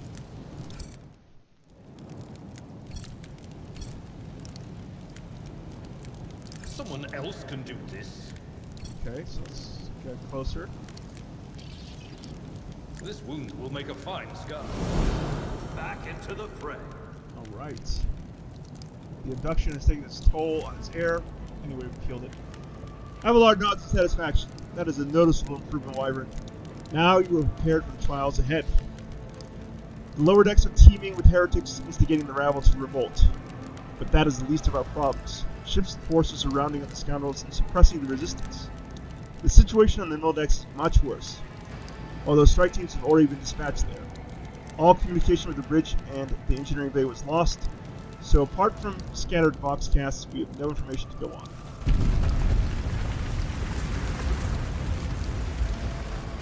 That is not the worst of it at all. He pauses when the lights flicker yet again. All these jolts and shaking are most alarming. These are signs that the navigator and the master helmsman are having difficulty translating the ship out of the warp and into real space. In the worst case, they have already lost control of the process. We all have few precious moments left to live. In the best case, if we manage to reach the navigator's sanctum and get a handle on the situation, some aboard this vessel may yet survive. Okay. Alright. Where can we expect to find...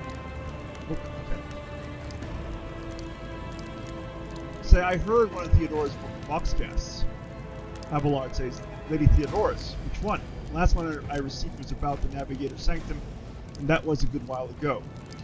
In any case, let us hope that the Lord Captain is well and safely in charge of the ship's defense. In the meantime, we must do all we can to prevent the ship from veering off course. I must say, how'd you find me? Abelard tilts his head and looks at you with Orton.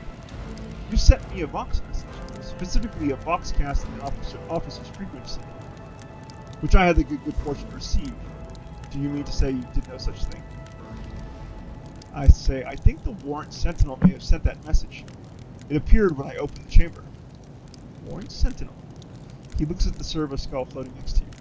The Lord Captain barely ever ventures down to the chamber, and I was at her side only once or twice when she did, and I did not see anything of the sort. The Warrant Chamber is an ancient and rather sacred mechanism that the ship's tech priests treat with the utmost reverence.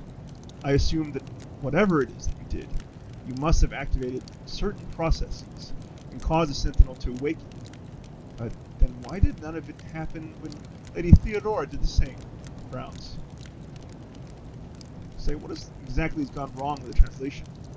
Abelard says, I'm no helmsman or God Emperor preserving navigator. However, I have spent my entire life aboard voyage ships and port bribes, and I know that portents such as these do not bode well. It could be that the Geller field has faltered. Perhaps the Navigator was struck down by world corruption and is fighting for the last shreds of his humanity as we speak. If we get thrown off course, we will be forever lost in the warp. Naturally, we will not have long to live in that scenario. But even so, I do not intend to resign myself to such an outcome just yet. What can we expect to find in the Navigator's Sanctum? Abelard says during warp transit, the Sanctum is closed to all who are not involved in the course charting process, and for good reason. For the Navigator to open their third eye and receive the way, the Sanctum has to be bathed in the energies of the Notarium. Only a Navigator can withstand such an ordeal. For the rest of us, any contact with the warp is fraught with peril, such as loss of sanity, spontaneous mutations, and death. Abelard does not bat an eye as he lists all the horrors that you are about to face. We say, Navigator Sanctum. Very well. You lead the way. Abelard says, absolutely, Wyvern. Let's proceed. Fox Skull. A wave or stacking suddenly erupts from the servo skull. You can make out Theodore's words through the noise. To arms, loyal sons and daughters of the God Emperor. Fight the heresy and corruption and threats that consume our home with all your might. Destroy those who have dared. Abelard, Essential's eyes light up and he smiles with grim determination.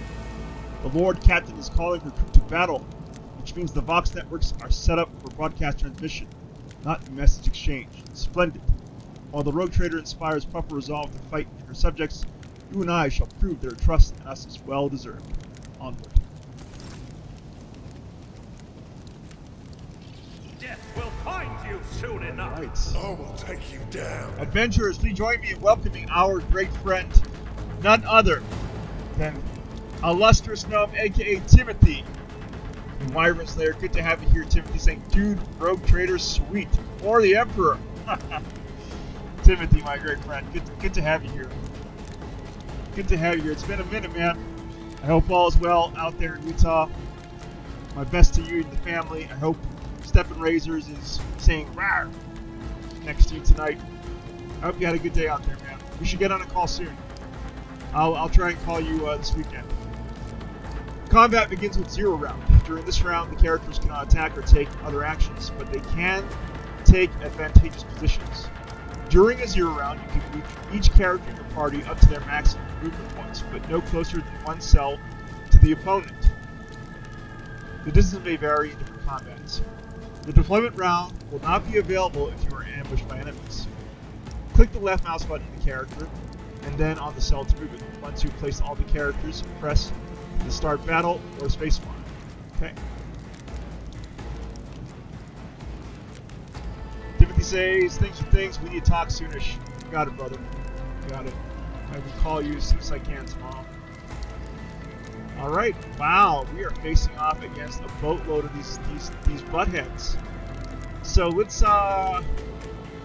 yeah, let's get like let's get right close to them. So can I select Wyvern? I can. Can I place him here? I can. Alright, let's grab Abelard too. And let's put Abelard right here and start battle. Here we go. Action points are used to perform attacks and use abilities in combat. Their amount is displayed on the ability bar at the bottom of the screen. Each attack or ability requires a certain AP cost. At the start of each turn, the character's AP is restored to its maximum value. The higher the character's doctrine level, the more AP they have. The combat abilities of the characters differ depending upon their class and your choice during the level up phase. The available abilities are located on the bottom of the screen on the abilities bar.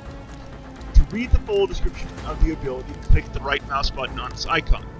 To see the area of effect and the expected effect of an ability, click on it using the left mouse button. Move the cursor over the intended target, individual, or area. Press the left mouse button again in the selected location to activate the ability. During your adventures, your characters will gain new abilities and skills. You can view a full list on the character's abilities page by pressing C or at the bottom of the screen in the abilities bar. Timothy says, oh wow, it's late. Night, all, I love you. Good night, Timothy. Love you too, man. Okay, so let's see. That's 2. Strike. They all have 6, right? So go ahead and move here, I think. We'll move here with Forge ahead! and then we'll strike you, 96, yes, please. Dead, excellent. Oh. Can I charge?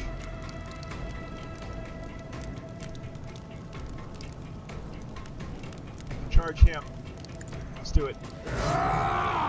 Opposing me was your biggest mistake. Excellent. Cool. And looks like I can only do... Yep, only one attack. Alright, so next up, I guess that's our turn, so we'll go ahead and press spacebar.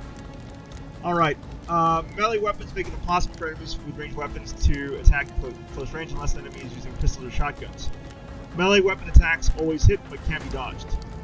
If the attack character is also using a melee weapon, they will attempt to parry them at the same time with a dodge check. The higher the difference between the attacker's and target's weapon skill characteristics have, the less chance the target has to parry the attack. You can also make an area attack with your weapon. It will hit all creatures that are in its area of effect. A character in range of an air attack will try to avoid it and automatically make a dodge and parry check.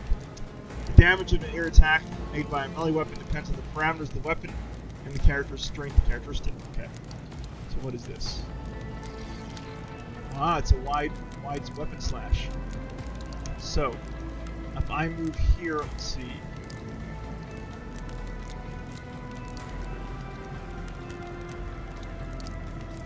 Why is it set up like that? Oh, there we go. That's good for us. Let's move here, 5. And use the strike.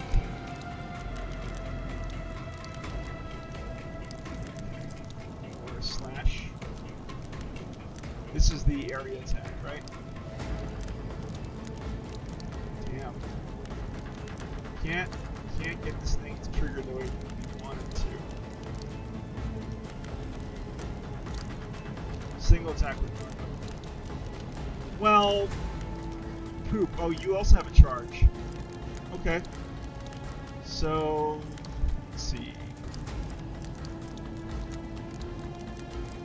Let's just try it, just to see how it looks. Victory is right to care of this one. It's really cool. I like it. And then we're gonna go ahead and charge this guy. Oh, we can't. We don't have enough freaking whatchamacallits. Oh, I can charge him. It will be done. How can I trust What? someone like you? What? I charged myself. Did you guys see that? That's just bull crappy.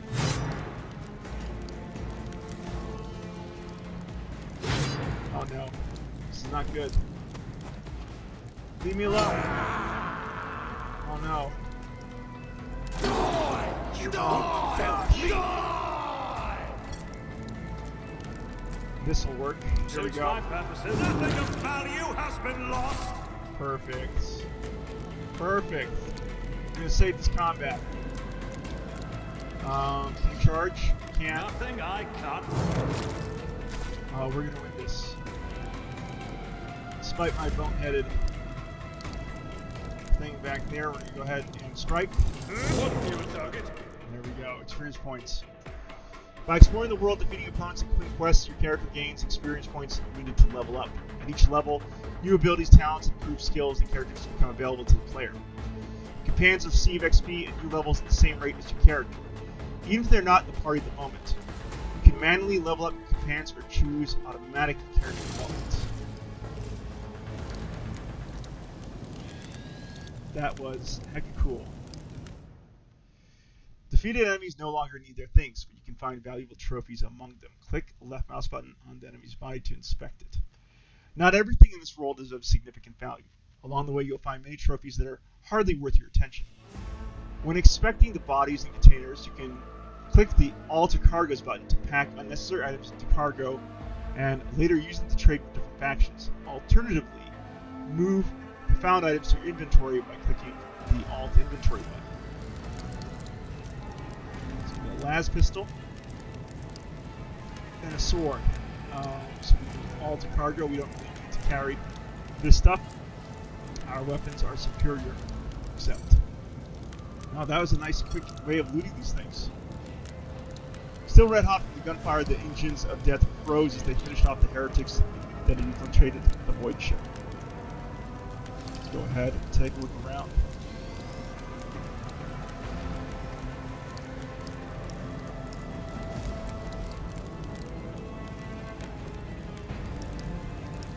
Oh, and we can level up apparently. Old ones. Sometimes you consult the appropriate treatise on Tactica Imperialis and weigh every step. Sometimes, though, you just fire your biggest cannon and save the day. Hahaha. It's voice acting here.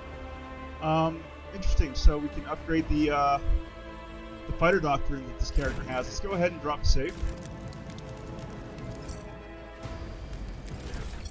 And in fact, let's go ahead and heal up Wyvern. Let me help. Thank you. Now where were we? There we go.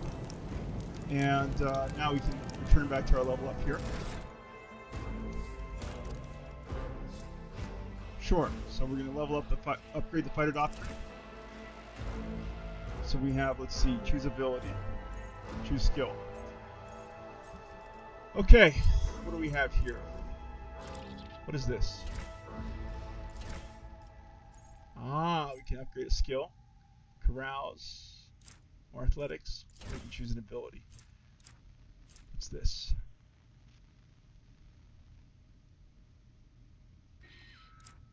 Taunting scream. The fighter screams at their enemies, trying to attract their attention, becoming a priority target for those who fail a willpower test. Breakthrough lines.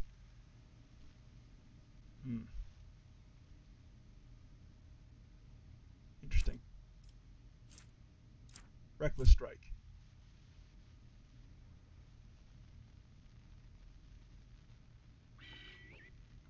Oh, interesting. Sworn enemy.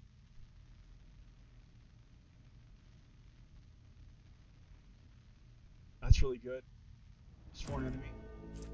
Endure. Also very good. Endure.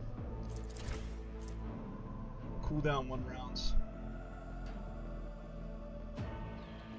Cost 1 AP. Sure, we'll do it.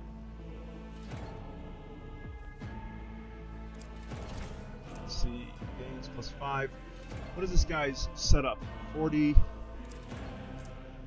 Toughness 40.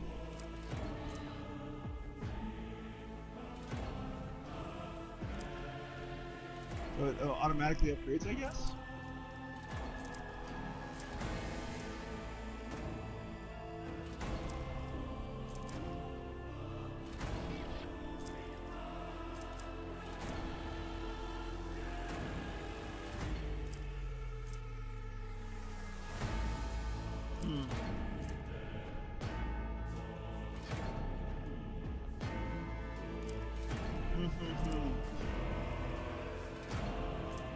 It's got pretty good strength, actually.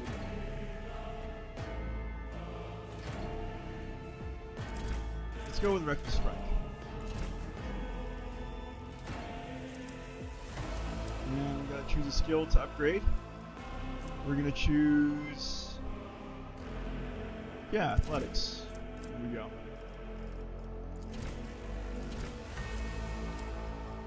Sure. Or Carouse, maybe. Since, that looks good. Alright, to summary. Apply selections, yes. There we go. Now we can level up my character. We're going to go ahead and choose Reckless Strike. We're going to choose Athletics. Apply selections. There we go. Excellent. Looking good. And we're looking late, so I think I'm going to call it the the session here. 9:30 my time. It is getting gold art. Coming in with a like, I appreciate you dropping by. But I think this is where we have to leave the grim dark future for now. I've enjoyed my glimpse into Warhammer 40,000 Rogue Trader, and I look forward to more of this here at the Wyvern's Lair in the days ahead. I'd like to thank everyone who joined me for this newest adventure here on the channel. Once again, this is myself, DM Myron, playing Warhammer 40,000 Rogue Trader, the closed beta. I look forward to seeing you guys here all back here again very soon. Good night, everyone.